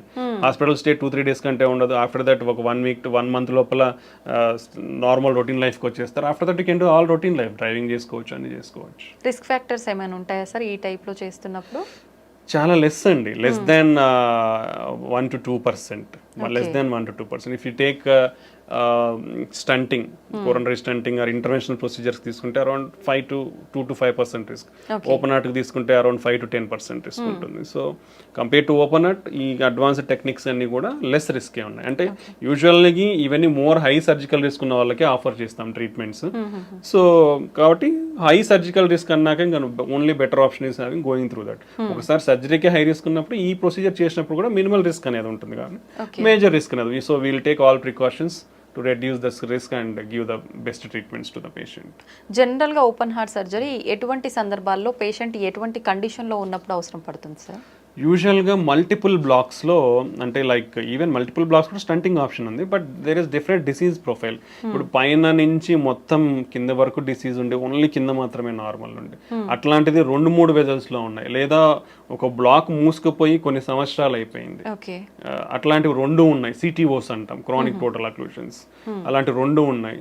So అలాంటప్పుడు యూజువల్గా, లేదా షుగర్ ఉండి మల్టిపుల్ బ్లాక్స్ ఉన్నాయి, సో అలాంటి వాళ్ళకి బైపాస్ చేస్తాం. Nowadays you can safely keep around 5 to 6 stents. యూజువల్గా చాలా మందికి ఒక అపోహ ఏంటంటే 2 కంటే ఎక్కువ పెట్టుకోవద్దని ఉంటుంది, బట్ ఇట్స్ రాంగ్. ఎక్కడ కూడా అలాంటి లిమిటేషన్స్ లేవు. There are lot of case reports, కొన్ని 10లో పైన స్టంట్లు వేసిన సినారియోస్ కూడా ఉన్నాయి బికాస్ ఆఫ్ టెక్నాలజీ అడ్వాన్స్. పాతకాలం స్టంట్ వేయించుకుంటారు, టెక్నాలజీ అడ్వాన్స్ మూసుకుపోయి ఉంటుంది, మళ్ళీ వేస్తారు. సో స్టంటింగ్ అనేది up to 5 to 6 number of stents హ్యాపీగా సేఫ్గా చేయించుకోవచ్చు. ఓకే, బైపాస్ అనేది స్పెసిఫిక్ సినారియోస్, పేషెంట్ కండిషన్ బట్టి. ఇండియాలో ఏంటంటే మనకు కొంచెం economics are most important. So ఆ కండిషన్ బట్టి పేషెంట్కి అడ్వైస్ అనేది ఇస్తూ ఉంటాం అనమాట. So lot of complex cases nowadays can be safely done without the need of open heart surgery. Okay sir, ఒకసారి స్టంట్ వేసిన తర్వాత చాలా అంటే మూసుకుపోవటానికి మళ్ళీ ఎంత టైం పడుతుంది? ఖచ్చితంగా మూసుకుపోయే ఛాన్స్ ఉంటుందంటారా? This is a very good question. Lot of people are having this doubt. Recently we also faced this scenario. First point గుర్తు పెట్టుకోవాల్సింది ఏంటంటే, చాలా మందికి ఒక అపోహ ఏంటంటే గ్రాఫ్ట్స్ అంటే ఓపెన్ హార్ట్ సర్జరీ చేసి బైపాస్ చేయించుకుంటే బాగుంటుంది, స్టంట్స్ వేస్తే మూసుకుపోతాయి అనేది అపోహలో ఉన్నారు. అది ఇట్స్ వెరీ కంప్లీట్లీ రాంగ్ అండి. యాజ్ సేమ్ గ్రాఫ్ట్స్ ఎంత పేటెంట్ గా 10, 15, 20 సంవత్సరాలు ఉంటాయి, స్టంట్స్ కూడా అలానే ఉంటాయి. ఓకే, గ్రాఫ్ట్స్ కొన్ని అర్లీగా ఫెయిల్ అవుతాయి, like 50% of the Venus graft, అంటే దాంట్లో డిఫరెంట్ ఉంటాయి, ఆర్టీరియల్ అండ్ వీనస్ గ్రాఫ్ట్స్ ఉంటాయి. ఆర్టీరియల్ గ్రాఫ్ట్ లాంగ్ పేటెన్సీ ఉంటుంది, that is the best thing. Arterial grafts complete గా బైపాస్ లో ఆర్టీరియల్ గ్రాఫ్ట్స్ వాడితే it's very good, life span is very good, 15 to 20 years safe గా ఉంటుంది. Venus grafts almost ఇప్పుడు ఒక patient కి 3-4 గ్రాఫ్ట్లు వేస్తారు. సో వీనస్ గ్రాఫ్ట్స్ ఏంటంటే 50% ఆఫ్ ద పీపుల్స్ లో అట్లీస్ట్ ఒక వీనస్ గ్రాఫ్ట్ అయినా విత్ ఇన్ 1 year క్లోజ్ అవుతుంది. That is the data what is showing. 40 to 50% of the patients లో అట్లీస్ట్ 4 వీనస్ గ్రాఫ్ట్లు వేస్తే ఒకటైతే మూసుకుపోతుంది. ఓకే, బట్ మనకి అదే చెప్పాను కదా, ఇప్పుడున్న technology we are having image guided stunting అంటాం. ఓకే, దాంట్లో ఏంటంటే క్లియర్ గా ఇప్పుడు ఇలా ఉంది, బ్లాక్ ఉంది, నేను ఒక చిన్న కెథటర్ని అంటే ఒక కెమెరాని పంపిస్తాను, చూసి ఈ వాల్లో ఏముంది, ఎంత కొవ్వు శాతం ఉంది, కొవ్వే ఉందా, ఫైబ్రస్ టిష్యూ అంటాం, లేదా సిమెంట్ కాల్షియం అంటాం, అంటే సిమెంట్ లాగా గట్టిగా ఉంటుంది అనమాట, కాల్షియం ఉందా, సో ఏముందని తెలుసుకోవచ్చు. ఎంత దూరం ఉంది ఆ డిసీజ్, ఈ వెజల్ సైజ్ ఎంత, సో ప్రతి డీటెయిల్ వస్తుంది మనకి. ఈ డీటెయిల్స్ వచ్చినప్పుడు ఏమవుతుందంటే, ఈ కాల్షియం ఉన్నప్పుడు స్టంట్ పెడితే ఏమవుతుంది, సరిగ్గా ఎక్స్పాండ్ కాదు. So we need to use additional techniques to break that calcium. మనకు 4-5 టెక్నాలజీస్ ఉన్నాయి కాల్షియం బ్రేక్ చేయడానికి. సో ఆ కాల్షియం బ్రేక్ చేసిన తర్వాత నువ్వు స్టంట్ పెడితే ప్రాపర్గా ఎక్స్పాండ్ అవుతుంది. ఎక్స్పాండ్ అయిన తర్వాత కూడా ఆ స్టంట్ సరిగా కూర్చుందా లేదనేది మళ్ళీ కెమెరా పెట్టి చూస్తాము. ఓకే, సో అప్పుడు ఏం తెలుస్తుంది, స్టంట్ పెట్టినాక ఈ స్టంట్ అనేది ప్రాపర్గా ఇట్లా లేకుండా ప్రాపర్గా ఎక్స్పాండ్ అయిందా, ఈ గోడకు అంటే మన వెజల్ వాల్ గోడకు ఏదైతే ఉందో దానికి అతుక్కునిందా, లేదా ఈ స్టంట్ పెట్టినాక లోపల ఏమైనా కాంప్లికేషన్స్ ఉన్నాయా, కోసుకుపోవడం కానీ, టిష్యూ ప్రొలాప్స్ కానీ, రక్తం కట్టడం, అంటే everything we come to know. We are having some guidelines. ఇది స్టంట్ పెట్టిన తర్వాత ఈ ఏరియా అంటాం, ఈ ఏరియా ఒక గైడ్ లైన్, దీనికంటే ఇంత పైన ఉంటే మళ్ళీ మూసుకుపోయే ఛాన్స్ చాలా తక్కువ. సో ఈ పారామీటర్స్ అన్ని చెక్ చేస్తాం. చెక్ చేసినప్పుడు ఇఫ్ ఎవ్రీథింగ్ ఈస్ ఫిట్ 99% పేటెంట్గా ఉంటాయి, మూసుకుపోవు. Okay, so that is the advancement nowadays. All guidelines, European కానీ అమెరికన్ గైడ్ లైన్స్ కానీ, image guided stenting they are advising 100% image guided stenting. But it comes added cost కాబట్టి, as already discussed, economics involvement ఉంది కాబట్టి it's very difficult to practise. But if you use in every case definitely we can bring 100% results. Long term results are 100%. మళ్ళీ మూసుకుపోయే ఛాన్స్ ఉండదు. And quality of the stents, so better quality of the stents, whatever you do the standard quality stents, the chances of occlusion are very less. మూసుకుపోవడం అనేది చాలా తక్కువ ఉంటుంది. Grafts అయితే ఎలా ఇన్ని సంవత్సరాలు వస్తాయి, స్టంట్లు కూడా అన్ని సంవత్సరాలు వస్తాయి. సో స్టంట్లు ఏదో వేయించుకుంటే మూసుకుపోతాయనే అపోహలు అయితే ఎవరు ఉండద్దండి. ఇప్పుడున్న technologies and the better platforms. ప్రీవియస్గా స్టంట్స్ ఎలా ఉండేదంటే కొంచెం థిక్నెస్ ఉండేటివి, డిజైన్ ఉండేది, అంటే open cell closed cell design అంటాం, అంటే లింక్స్, ఇప్పుడు ఇట్లా లింక్స్ ఉంటాయి అనమాట, డిఫరెంట్ ప్యాటర్న్స్ ఉండేటి అనమాట. ఇవన్నీ టెక్నాలజీ చేంజ్ అయింది, థిక్నెస్ అనేది తగ్గింది, డ్రగ్ కోటెడ్ అనేది వచ్చింది, ఈ లింక్స్ అనేది డిఫరెంట్ లింక్ డిజైన్స్ వచ్చాయి for better seating in the vessel. So ఈ అన్ని టెక్నాలజీతో it's doing very good nowadays. So almost like more than 97-98% కంప్లీట్గా పేటెంట్ ఉంటాయి, మూసుకుపోవు. Only less chances, only 2-3% only మూసుకుపోయి, స్టిల్ లెస్, చాలా తక్కువ అది మూసుకుపోవడం. So stents are very good option and very safe procedure and very easy. Stent వేయించుకున్నాక 2 రోజులకు డిశ్చార్జ్ అయిపోతాం, హ్యాపీగా పోతాం, హ్యాపీగా అన్ని పనులు చేసుకుంటాం. సో ఈ అపోహల నుంచి బయటకు రండి. ఇంత అడ్వాన్స్మెంట్స్ ఇంత ఉన్న తర్వాత ఓపెన్ హార్ట్ అనేది చాలా తక్కువ అవసరం పడుతుంది. బట్ డెఫినెట్లీ ఎవరికైతే ఇండికేటెడ్ ఉందో వాళ్ళకి ఆ ఆప్షన్ ఇస్తాము. But majority of the people we can do stunting and lot of technologies is they. ప్రతి వేజల్ని కూడా ఓపెన్ చేయొచ్చు ఇప్పుడున్న మనకున్న టెక్నాలజీతో. So that is my advice. Okay sir, ఒకసారి స్టంట్ అయిన తర్వాత కానీ ఓపెన్ హార్ట్ సర్జరీ అయిన తర్వాత కానీ పేషెంట్ ఎన్ని మంత్స్కి ఒకసారి చెకప్ చేయించుకోవాల్సి ఉంటుంది? Usually in early stages, initially we'll always ask for early reviews. ఎందుకంటే we have to carefully follow them. ఎందుకంటే ఒకసారి హార్ట్ అటాక్ ఎఫెక్ట్ అయిన తర్వాత మళ్ళీ ఎఫెక్ట్ అయ్యే ఛాన్సెస్ ఎక్కువ ఉంటాయి కాబట్టి, అండ్ వాళ్ళకున్న రిస్క్ ఫ్యాక్టర్స్ అనేది మనం కేర్ఫుల్గా కంట్రోల్ చేయాలి, పర్టికులర్లీ డయాబెటీస్ ఉన్న వాళ్ళు. ఇనిషియల్లీ ఎవ్రీ మంత్లీ రావడం చాలా మంచిది, సో దట్ మీకు మీ బీపీ కంట్రోల్ కానీ, షుగర్ కంట్రోల్ కానీ, కొలెస్ట్రాల్ కంట్రోల్ కానీ స్ట్రిక్ట్గా చేయడం వల్ల మీకు ఫ్యూచర్లో ప్రాబ్లమ్స్ లేకుండా ఉంటుంది. సో మీ హార్ట్ గిన ఒకవేళ హార్ట్ ఫంక్షన్ గిన వీక్ అయిందనుకోండి, ఎవ్రీ మంత్లీ చెక్ చేయించుకుంటే ఎంత ఇంప్రూవ్ అవుతుంది అనేది మనకు తెలుస్తుంది. సో వీల్ మినిమల్లీ 3 months వరకు చూస్తాం. 3 monthsలో ద ఇంప్రూవ్మెంట్ ఎంత వస్తుంది అది మాక్సిమం ఉంటుంది. Okay, after that minimal improvement ఉంటుంది. సో దాన్ని బట్టి ఫర్దర్ ట్రీట్మెంట్ ఆప్షన్స్ ఉంటాయి. ఇప్పుడు హార్ట్ ఫంక్షన్ అనేది లెస్ దెన్ 30-35% ఉందనుకోండి, even after 3 months of treatment with good medications, okay, అప్పుడు వాళ్ళకి ఐసీడీ అనేది ఉంటుంది, అంటే హార్ట్ వీక్ ఉన్న వాళ్ళు సడన్ గా చనిపోయే అవకాశాలు ఎక్కువ ఉంటాయి. సో అలాంటి వాళ్ళు ముందే, అంటే హార్ట్ రేట్ అబ్నార్మాలిటీస్ రాకముందే ఐసీడీ అనేది వేయించుకుంటే వాళ్ళు ఫ్యూచర్లో సడన్ గా చనిపోయే ప్రమాదం నుంచి కాపాడుకోవచ్చు అనమాట. సో ఇది చాలా ఇంపార్టెంట్. ఓకే, సో ఇలాంటివన్నీ మనకి కేర్ఫుల్ అబ్జర్వేషన్లో ఉంటేనే తెలుస్తాయి. ఇప్పుడు షుగర్ ఉన్న వాళ్ళు 3 monthsకి వచ్చారనుకోండి, అన్కంట్రోల్డ్ షుగర్ ఉంటే వేసిన స్టంట్లు కానీ, గ్రాఫ్ట్స్, బైపాస్ గ్రాఫ్ట్లు కానీ ఫెయిల్ అయిపోతాయి. ఇవన్నీ చాలా ఇంపార్టెంట్ కాబట్టి ఇనిషియల్గా around 3 to 6 months every monthly visit will help them. అంటే that also depends on the patient condition బట్టి, సిమ్టమ్స్ బట్టి డాక్టర్ అడ్వైస్ చేస్తారు. After that if the patient is good, every 2 months or 3 months they can follow. Okay, ప్రతి ఒక్కరు అంటే local availability ఉన్న వాళ్ళు నెల వస్తారు, బట్ బయట నుంచి ఊర్లో నుంచి వచ్చే వాళ్ళు నెల రావాలి అంటే వాళ్ళకి ఇబ్బందులు వాళ్ళకు ఉంటాయి. సో అలాంటి వాళ్ళు స్ట్రిక్ట్ గా కంట్రోల్ పెట్టుకొని మంచిగా ఉంటే 2-3 months కి ఫాలో అవ్వచ్చు. లేదా అక్కడ దగ్గరలో ఉన్న డాక్టర్స్ ఉన్నా కానీ లోకల్ గా ఫాలో అవ్వచ్చు, స్పెషలిస్ట్ ఎవరైనా అవైలబిలిటీ ఉంటే. Okay, that is the advice. After that అంతా బాగుంది 1 సంవత్సరం వరకు అంటే yearly annual checkups compulsory. Okay, ఒక సంవత్సరానికి అంతా బాగుంది, హార్ట్ ఫంక్షన్ ఇంప్రూవ్ అయిపోయింది, రెగ్యులర్ గా మందులు వాడుతున్నాడు, బీపీ, షుగర్, కొలెస్ట్రాల్ అన్ని కంట్రోల్లో ఉన్నాయి, తనకి ఏమి సిమ్టమ్స్ ఏం లేవు, ప్రాబ్లమ్స్ ఏం లేవు, they can do every 6 months or annual checkups. వాళ్ళకి అప్పుడు ఆ ఫర్దర్ రివ్యూలో you can identify if any problems is there, otherwise they can continue వాళ్ళు అవే మందులు వాడుకోవచ్చు అన్నమాట. ఓకే సార్, ఒకసారి స్టంట్ వేసి అది మూసుకుపోయిన తర్వాత మళ్ళీ స్టంట్ వేయటం అనేది రిస్క్తో కూడుకున్న పని అంటారా? Nice question. అసలుకి లైక్ గుడ్ క్వశ్చన్స్ మీరు అడుగుతున్నారు, ఎందుకంటే lot of people have to know all these things. ఒకసారి స్టంట్ వేసిన తర్వాత మళ్ళీ స్టంట్ అనేది వేయించుకోవచ్చు, it's not a problem. Even second time fail అయినాక థర్డ్ టైం కూడా వేయించుకోవచ్చు. Up to 3 maximum levels there is a chance. Now we are having latest technology called drug coated balloons. And it's like previous technology but refined now came with very refinement and good clinical ట్రయల్స్తో వచ్చి it showing promising results call drug coated balloon. అంటే stent అవసరం లేకుండా మనము మందు పూసిన బెలూన్ని తీసుకొని పోయి ఎక్కడైతే బ్లాక్ ఉందో అంటే దాన్ని ఫస్ట్ ఏదైతే బ్లాక్ ఉందో దాన్ని ఓపెన్ చేస్తాం, నీట్గా వెజల్ సైజ్ ఎంత సైజ్ ఉందో ఆ సైజ్కి మనం దాన్ని ఓపెన్ చేస్తాం. ఓపెన్ చేసిన తర్వాత స్టంట్ పెట్టకుండా మనం ఆ డ్రగ్ కోటెడ్ బెలూన్ని తీసుకొని పోయిస్తే ఆ డ్రగ్ కోటెడ్ బెలూన్ని ఎక్కడైతే నేరో అయిందో అక్కడ పెట్టినప్పుడు ఆ బెలూన్ మీద ఉండే డ్రగ్ మొత్తం వెజల్లోకి అంతా అబ్జర్వ్ అయ్యి అక్కడ మళ్ళీ బ్లాక్ రాకుండా ప్రివెంట్ చేస్తుంది అనమాట. సో ఇది అడ్వాన్స్మెంట్. సో ఈ డ్రగ్ కోటెడ్ బెలూన్ అడ్వాన్స్మెంట్స్ తో ఆల్మోస్ట్ లైక్ ఇప్పుడు స్టంట్ బ్లాక్ అయింది అనుకోండి, వీళ్ళు ఓపెన్ అంటే మనం ఎందుకు బ్లాక్ అయింది అనేది అనలైజ్ చేస్తాం ఫస్ట్.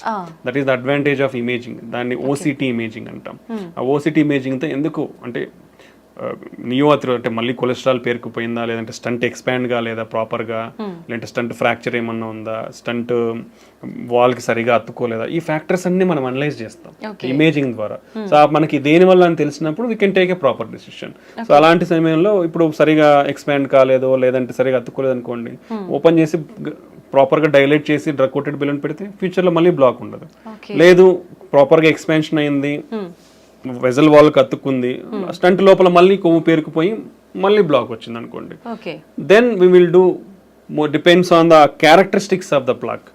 ప్రాపర్గా ఎక్స్పాన్షన్ అయింది, no major issues, plaque and cholesterol burden అంత లేదు అనుకుంటే డ్రగ్ కోటెడ్ బెలూన్ వాడచ్చు.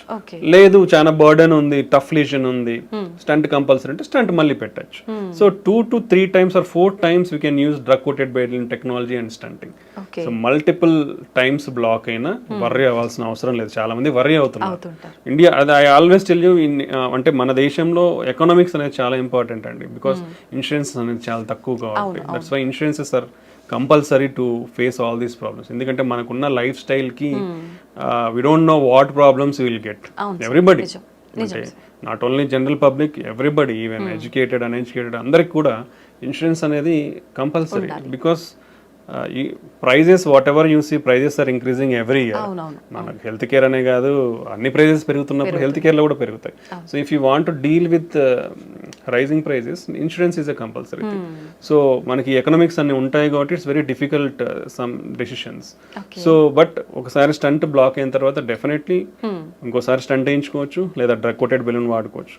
స్టంట్ బ్లాక్ అయిన తర్వాత డ్రగ్ కోటెడ్ బెలూన్ వాడిన తర్వాత కూడా మళ్ళీ బ్లాక్ వచ్చిందా, ఫైన్. సెకండ్ అంటే third time, first stent, second drug coated, third time you can go stunting.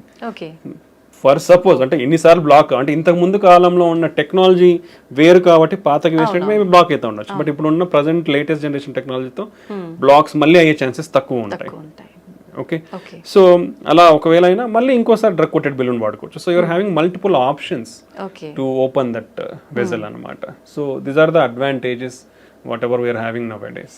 Okay sir, జనరల్గా మనం ఎలాంటి చిన్న చిన్న ఆపరేషన్స్ చేసినా కూడా కాంప్లికేషన్స్ అయితే కంపల్సరీ. ఇంత పెద్ద సర్జరీ, హార్టే మనకు మెయిన్. ఇలాంటి సర్జరీ చేసినప్పుడు ఖచ్చితంగా కాంప్లికేషన్స్ వస్తాయి. Very good. ఎక్కువ ఎలాంటి కాంప్లికేషన్స్ వస్తాయి? అసలు మీరు అడిగే క్వశ్చన్ ఎక్సలెంట్ చెప్తున్నాను. నిజంగా ఇంతవరకు నేను చాలా ఇంటర్వ్యూస్ ఇచ్చాను, nobody has thought about it. ఎందుకంటే lot of practical scenarios if you see, మీరు అనేది అందరూ అలా ఆలోచిస్తే చాలా మంచిది. Because the doctor always try to give the best result. Our first goal is to make the patient live long. ఒక మనిషి ఏదైనా ప్రాబ్లంతో వస్తే డాక్టర్ ఈ మనిషికి ఏ వైద్యంతో ప్రొలాంగ్ చేయగలం life. Okay, nobody can give, we are not gods to give life up to 80 years. We can prolong your life by giving good treatment. Okay, so any procedure అంటే మీరు చిన్న ఇక్కడ ఏదో కాలికి సర్జరీ చేసినా, లేదా చేతికి చేసినా, చిన్న పొట్టకి సర్జరీ చేసినా, ఓకే, చిన్న ముక్కు సర్జరీ చేసినా రిస్క్ ఉంది, కంటి సర్జరీ చేసినా రిస్క్ ఉంది. బట్ హార్ట్ అనేది ఎంత వైటల్ ఆర్గన్ అంటే నీ బాడీ మొత్తానికి పంప్ చేస్తుంది హార్ట్. సో నువ్వు ఆ హార్ట్ తో డీల్ చేసినప్పుడు lot of complications will happen. Okay, చాలా కాంప్లికేషన్స్ ఉంటాయి. If you take the studies, మనకున్న డేటాని తీసుకుంటే ఇండియన్స్ ఒక 10 years హార్ట్ అటాక్ వస్తుంది ముందర. ఓకే, 30 నుంచి 35 సంవత్సరాల తర్వాత మన ఇప్పుడున్న జనరేషన్లో రిస్క్ ఫ్యాక్టర్స్ ఉన్నది. If you compare previously some years back, ఇప్పుడు మన రిస్క్ ఫ్యాక్టర్స్ అనేది అసలు కంటిన్యూస్ రైజింగ్ ట్రెండ్లో ఉన్నాయి. అంటే అంత ఫాస్ట్గా పెరుగుతున్నాయి. యునో అవర్ ఏజింగ్ పాపులేషన్ ఇంతకుముందు యూఎస్లో 75 ఇయర్స్ ఏజ్ డబుల్ కానికి 65 పట్టింది. అంటే ఆ పాపులేషన్ ఏజ్డ్ పాపులేషన్ డబుల్ కానికి 65 ఇయర్స్ పట్టింది. ఇండియాలో ఎవ్రీ 25 ఇయర్స్కి డబుల్ అవుతుంది. ఎవ్రీ 25 ఇయర్స్కి 50 years more than aged population is doubling in India. Lot of and ఎవరైతే హార్ట్ అటాక్ తో ప్రజెంట్ అవుతున్నారో compare to western countries or European countries ఇక్కడ డబల్ కాంప్లికేషన్స్ ఉంటున్నాయి. అంటే మన జెనెటిక్ ప్రొఫైల్, మన రిస్క్ ప్రొఫైల్ అనేది చాలా ఎక్కువ ఉంది ఇక్కడ. సో కాంప్లికేషన్స్ అనే రేట్స్ కూడా ఎక్కువ ఉన్నాయి. So compared to others, we are having higher complication rates. These are because of our lifestyle and our genetic factors and demographic factors. So heart is a very vital organ. So ఎందుకంటే everything will happen in seconds అండి ఇక్కడ.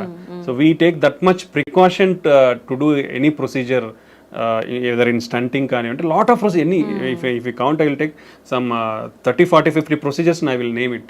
అంటే not only stunting ఒకటే కాదు, కార్డియాలజీలో ఉండేది heart holes ఉంటాయి. Heart holes ని close చేస్తాం, దాంట్లో డిఫరెంట్ రకాల హార్ట్ హోల్స్ ఉంటాయి. లేదా ఈ వాల్స్ అనేది నేరో అయిపోతాయి, నేరో అయినప్పుడు బెలూన్ తీసుకుని పోయి ఓపెన్ చేస్తాం. ఓకే, ఇవి ఉంటాయి. పేస్ మేకర్స్ ఉంటాయి, ఐసిడిస్ ఉంటాయి. ఓకే, ఇలాంటి చాలా ప్రొసీజర్స్ ఉన్నాయి కార్డియాలజీలో. So without the need of open heart surgery we are doing all these things.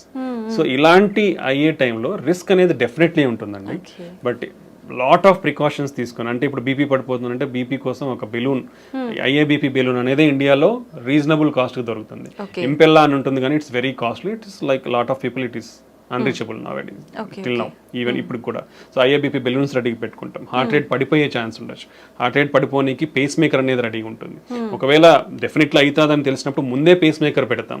లేదా బీపీ పడిపోతుందంటే ముందే బీపీ బెలూన్ సపోర్ట్ కోసం పెట్టుకుంటాం. బీపీ కోసం ఇంజెక్షన్స్ రెడీగా పెట్టేసుకుంటాం. ఓకే, కిడ్నీ క్రియాటిన్ లెవెల్స్ అబ్నార్మల్గా ఉన్నాయంటే దానికి స్పెసిఫిక్ కాంట్రాస్ట్ ఉంటాయి, విజీ ప్యాక్ అంటాం. సో అవి స్పెసిఫిక్ అంటే కిడ్నీ డ్యామేజ్ కాకుండా ప్రికాషనరీ మెజర్స్ తీసుకొని స్టార్ట్ చేస్తాము.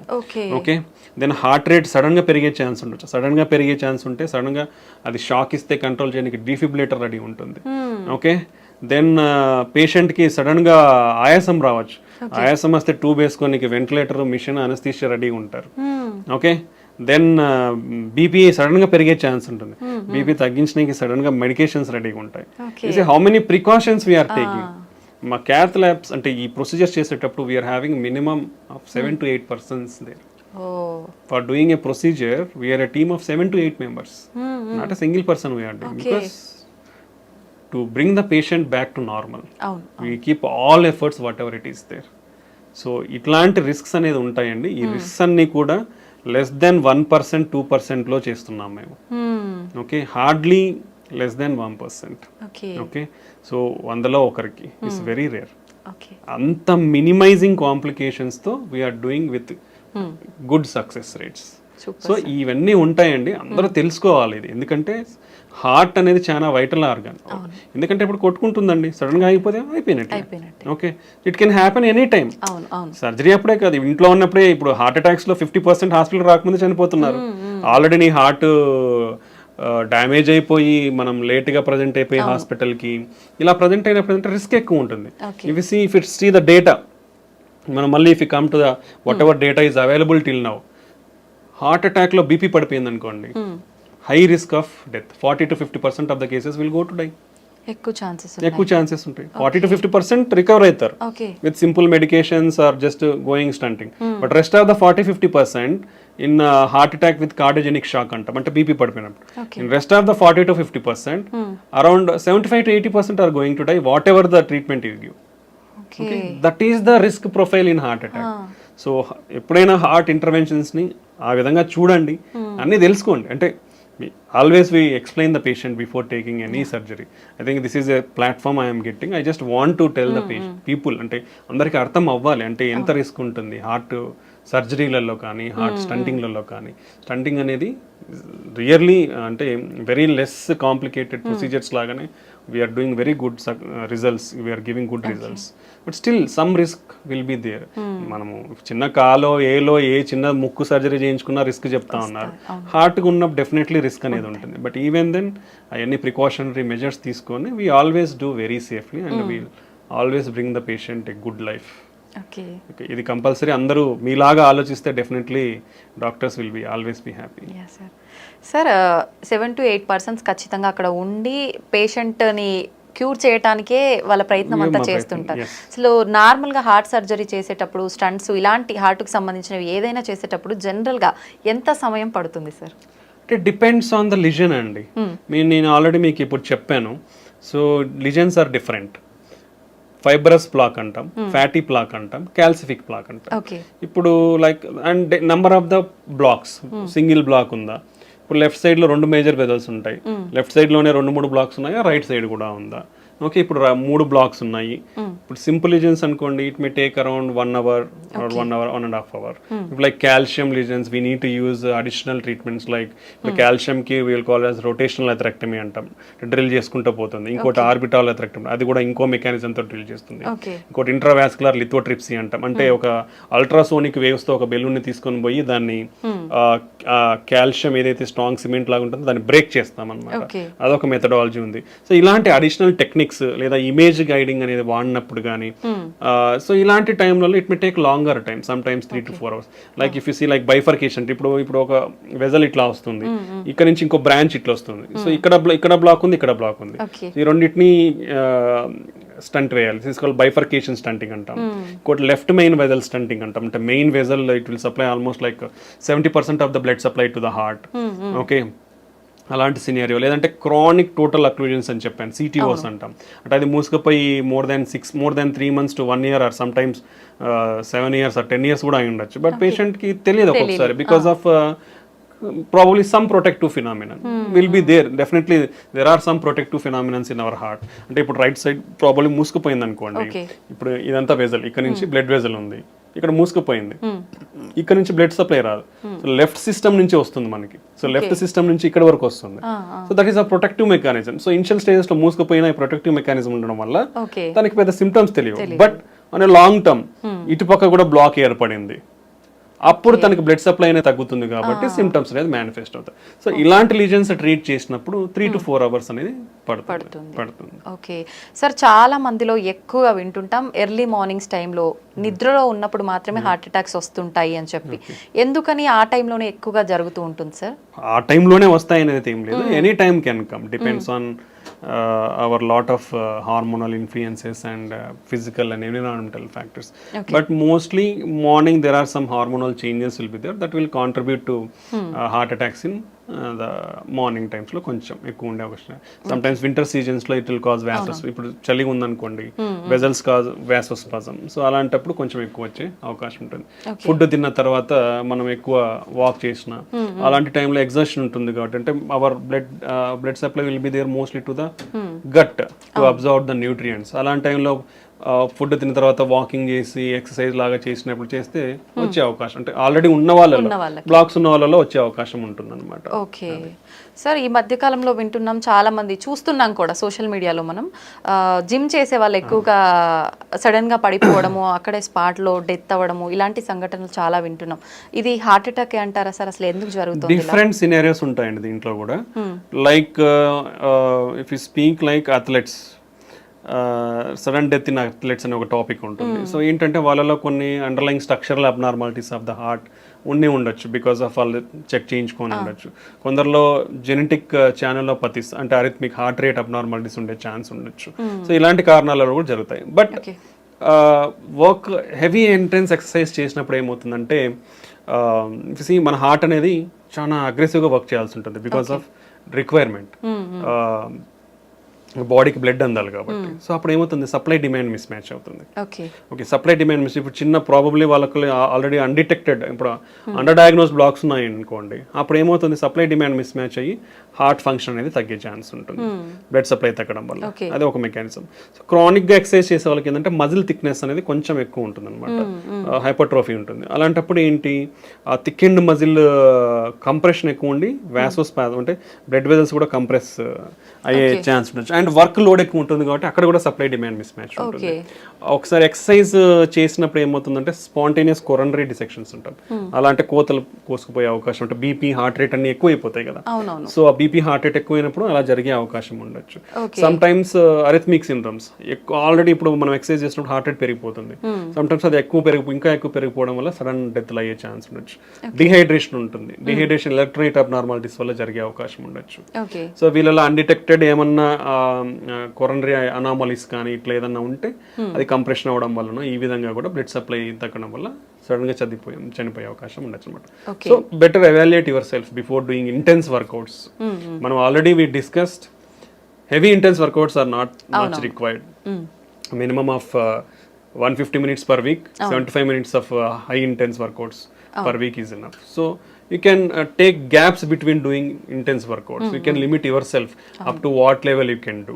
So ఆ precautionary అన్ని తీసుకొని then under strict guidance there should be some person, మీరు ఇలా చేసేటప్పుడు ఒక strict person who knows how to మనం resuscitation అంటాం. సపోజ్ ఇన్ కేస్ ఏదైనా జరిగితే at least they know how to do a CPR and until the medical facility arrives at you. So ఇవన్నీ setup ఉండి ప్రికాషనరీగా ఉన్న తర్వాతనే హై ఇంటెన్స్ వర్కౌట్స్ అనేది వెళ్ళడం మంచిది అనమాట. ఓకే సార్, కరోనాకి ఎఫెక్ట్ అయిన వాళ్ళలో ఎక్కువగా గుండె జబ్బులు వస్తున్నాయని చెప్పి వింటున్నాం, ఇదంతా నిజమే అంటారా? దేర్ ఆర్ సమ్ మెకానిజమ్స్ అండి, అంటే దాని వల్లనే వస్తున్నాయి అని అయితే ఏమీ మనం చెప్పలేం, but there is a possibility is there. So COVID అనేది ఒక inflammatory disease, okay, basically, and microvascular disease అనేది కూడా అంటాం, microvascular inflammatory disease. So post COVID అంటే కోవిడ్ తర్వాత కూడా ఈ ఇన్ఫ్లమేషన్ కానీ ఇమ్యూనిటీ డిస్రెగ్యులేషన్ అనేది కొంచెం ఉంటుంది. వాట్ ఎవర్ ద మనకి స్టడీస్లో మెకానిజమ్స్, ప్రపోజ్డ్ మెకానిజమ్స్, అలానే సమ్ అనటామిక్ డిస్టర్బెన్స్ అంటే మన సింపెథటిక్ యాక్టివిటీ, పారాసింపెథటిక్ యాక్టివిటీ, రెండు సిస్టమ్స్ ఉంటాయి మనకి. అటోనామిక్స్ అంటే మన బ్లడ్ ప్రెషర్ని, హార్ట్ రేట్ని కంట్రోల్, బ్లడ్ వాల్యూమ్ని కంట్రోల్ చేసే సిస్టమ్స్ ఉన్నాయి.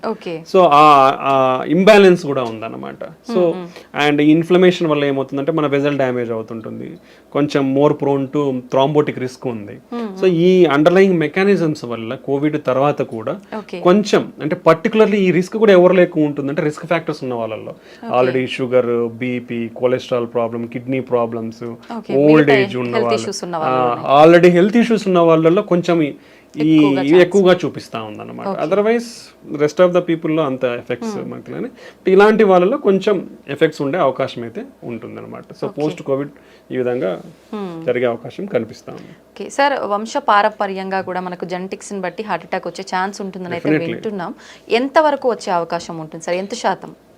1.5 to 2-fold రిస్క్ ఉందండి, అంటే 2 రెట్లు ఎక్కువ ఉంది. పర్టికులర్లీ హార్ట్ అటాక్ ఇంట్లో వాళ్ళకి లెస్ దాన్ 50 to 55 years లోపల మన ఇంట్లో వాళ్ళకి ఎవరికన్నా హార్ట్ అటాక్ వచ్చింది అనుకోండి, 2 రెట్లు ఎక్కువ మనం రిస్క్ లో ఉన్నట్లే. Okay, so lot of people are recognising that thing. ఫ్యామిలీలో చాలా మంది కూడా మేము చూస్తుంటాం ప్రాక్టీస్లో, they will come and regularly check themselves. So compulsory definitely genetic factories అనేది చాలా ఇంపార్టెంట్ అండి. సో 2 times రిస్క్ అనేది ఉంటుంది. సో కాబట్టి పర్టికులర్లీ ఇలాంటి సంఘటనలు ఇంట్లో ఎవరికైనా జరిగితే యంగ్స్టర్స్, ఫ్యామిలీలో ఉన్న యంగ్స్టర్స్ అందరూ కూడా చాలా కాషియస్గా ఉండాలి. రెగ్యులర్ చెకప్స్ అనేది కంపల్సరీ చేయించుకోవాలి. ఒక జెనెటిక్ కాంపోనెంట్ ఉంటుంది కాబట్టి హెల్తీ లైఫ్ స్టైల్ ఫాలో అవ్వాలి, రెగ్యులర్ ఎక్సర్సైజ్ చేయాలి. సో అండ్ ఒకవేళ ఈ వీళ్ళల్లో ఎవరికైనా రిస్క్, ఇప్పుడు హార్ట్ అటాక్లో ఇట్లా జరిగిన వాళ్ళకి బీపీ, షుగర్లు కూడా ఉండే అవకాశం ఉంటుంది ఇంట్లో. సో డెఫినెట్లీ అవన్నీ కూడా కంట్రోల్లో పెట్టుకోవాలి. ఈ జాగ్రత్తలు తీసుకుంటే మనం కొంచెం రిస్క్ను తగ్గించుకునే వాళ్ళం అవుతాం. ఓకే సార్, చాలా మంది పిల్లలు బై బర్తే హార్ట్లో హోల్ ఉందని చెప్పి రకరకాల హార్ట్ ప్రాబ్లమ్స్ గురించి వింటుంటాం. ఇవన్నీ జెనెటిక్సే అంటారా, వేరే ఇంకేదైనా రీజన్స్ ఉంటాయంటారా? మెయిన్ థింగ్ ఈజ్ జెనెటిక్స్ అండి.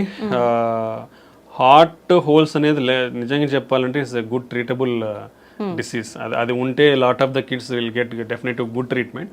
బట్ అది కాకుండా కాంప్లెక్స్ కంజెనిటల్ హార్ట్ డిసీజెస్ అంటాం. These are very difficult to treat. అంటే surgeries available, but they have to be long-term problems will be there in those type of complex congenital heart defects లో. Okay, primary thing genetics కాకుండా second thing మనం చూస్తే maternal health is important. That is the most one of the most reason to consider. అందుకే lot of governments had concentrated on maternal health also. So వాళ్ళకి good nutrition is important. And మనం already discuss చేసుకున్నాం, వీళ్ళకి BP sugar ఇవన్నీ కూడా develop కాకుండా ఉంటే they will give healthy, particularly infections, maternal infections కానీ, maternal drug abuse, maternal smoking, alcohol, drugs కానీ ఇవన్నీ ఉండకూడదు యూజువల్గా.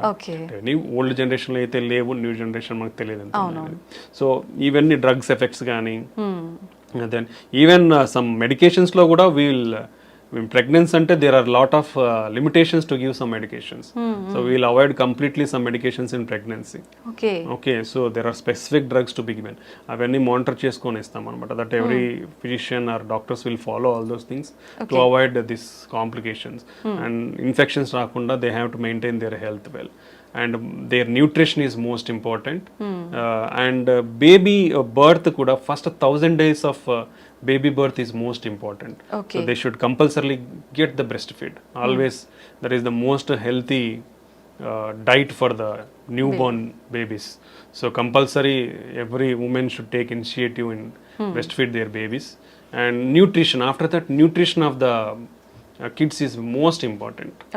Okay, so healthy nutrition undali vallaki. Then they should be also taken care from infections, because previously and even now still we are seeing rheumatic heart disease, infection related heart valve problems, acute rheumatic fever and rheumatic heart in children. And then even that infections will cause heart pump failure also, we'll call as myocarditis. So there are a lot of problems is there in children. So both maternal health and infant infant health is most important. జాగ్రత్తలు తీసుకుంటే కొంచెం genetic factors anyway మనం avoid చేయలేము కాబట్టి దీనివల్ల కొంచెం risk తగ్గించుకునే అవకాశం ఉండొచ్చు. ఓకే, మీరు ఇందాక కూడా చెప్పారు ఖచ్చితంగా మనము డైట్, ఎక్సర్సైజ్ అనేది ఇంపార్టెంట్. డైలీ రొటీన్ ఏ విధంగా ఉంటే ఇలాంటి ఇష్యూస్ రాకుండా కొంతవరకు కాపాడుకోవచ్చు అంటారు సార్? అంటే there is no specific thing for us. See ఒక్కొక్కరి dietary pattern if even okay different states, ఒక స్టేట్లో తీసుకుంటే district dietary pattern is completely different ఉంటుంది. So based on your local diet, lot of people our staple diet is rice. In rice itself you can go better for unpolished rice. Okay, and quantity, how much of quantity you are taking. మనము we are usually 3 meals అందరికి ఇది standard మనకి ఇక్కడ. ఆ 3 meals ని ఎలా తీసుకుంటామంటే మనం overload. So that's not good. So every 3 meals మధ్యలో keep 1 snack meal. Okay, small snack meal, so that you can reduce the amount here. So ఒకేసారి ఎక్కువ తీసుకునేది అనేది తగ్గుతుంది. So take limited food multiple times rather than taking heavy food at only 3 times. That is one of the important thing where we can concentrate and change our lifestyle. That will reduce. And our snacks kuda you can take raw vegetables or only fruits, or you can take nuts.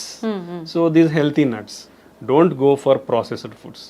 Don't go for like ready to eat, ready to made foods. Those are all unhealthy, and it's only for చెప్పాను కదా, easy availability is causing lot of problems. అంతే sir. Okay, so దీన్ని prevent చేసుకోవాలంటే ఈ measures తీసుకుంటే ఫుడ్లో మనం. And now previous కాలంలో మనం చాలా మంది చెప్పేది వింటాం, మిల్లెట్స్ ఎక్కువ తినేవాళ్ళు మన గ్రాండ్ పేరెంట్స్ కూడా. ఆఫ్టర్ దట్ రైస్ అనేది వచ్చింది. So better you can take parts of the millets and cereals and pulses in to our food. చాలా తక్కువ తీసుకుంటాం అందరం. You should increase all these things. Beans కానీ, kidney beans, or a lot of different types of beans is there. So we can increase all those diet in our food. So ala cheyadam valla we can take a more healthy food and restrict your non-vegetarian. ఇప్పుడు రోజు బిర్యానీలు తినే వాళ్ళు ఎంతమంది ఉన్నారు, వేలల్లో ఉంటారు. So that's not healthy. Okay, so you can reduce your non vegetarian. Previously only weekly once తినేవాళ్ళు. That's good really. Nowadays daily non veg లేనిదే ముద్ద కూడా దిగని వాళ్ళు చాలా మంది ఉంటారు. So that's not a good habit. we already discussed చేప అంటే ఫిష్ కానీ పౌల్ట్రీ కానీ 2 to 3 times. అంటే 2 to 3 times అంటే 3 days కాదండి, 2 to 3 servings. It is called 2 to 3 servings per week. Okay, అది important. That is important, not days. 2 to 3 servings per week is okay. Okay, ఈ changes in the diet తీసుకుంటే we'll stay healthy. And exercise definitely at least spare 30 minutes. You do simple walk or brisk walk, or spare 30 minutes for your health. Per day. Okay. At least 6 days a week. Sunday you can enjoy wherever. అవును. At least 6 days a week, spare 30 minutes a day.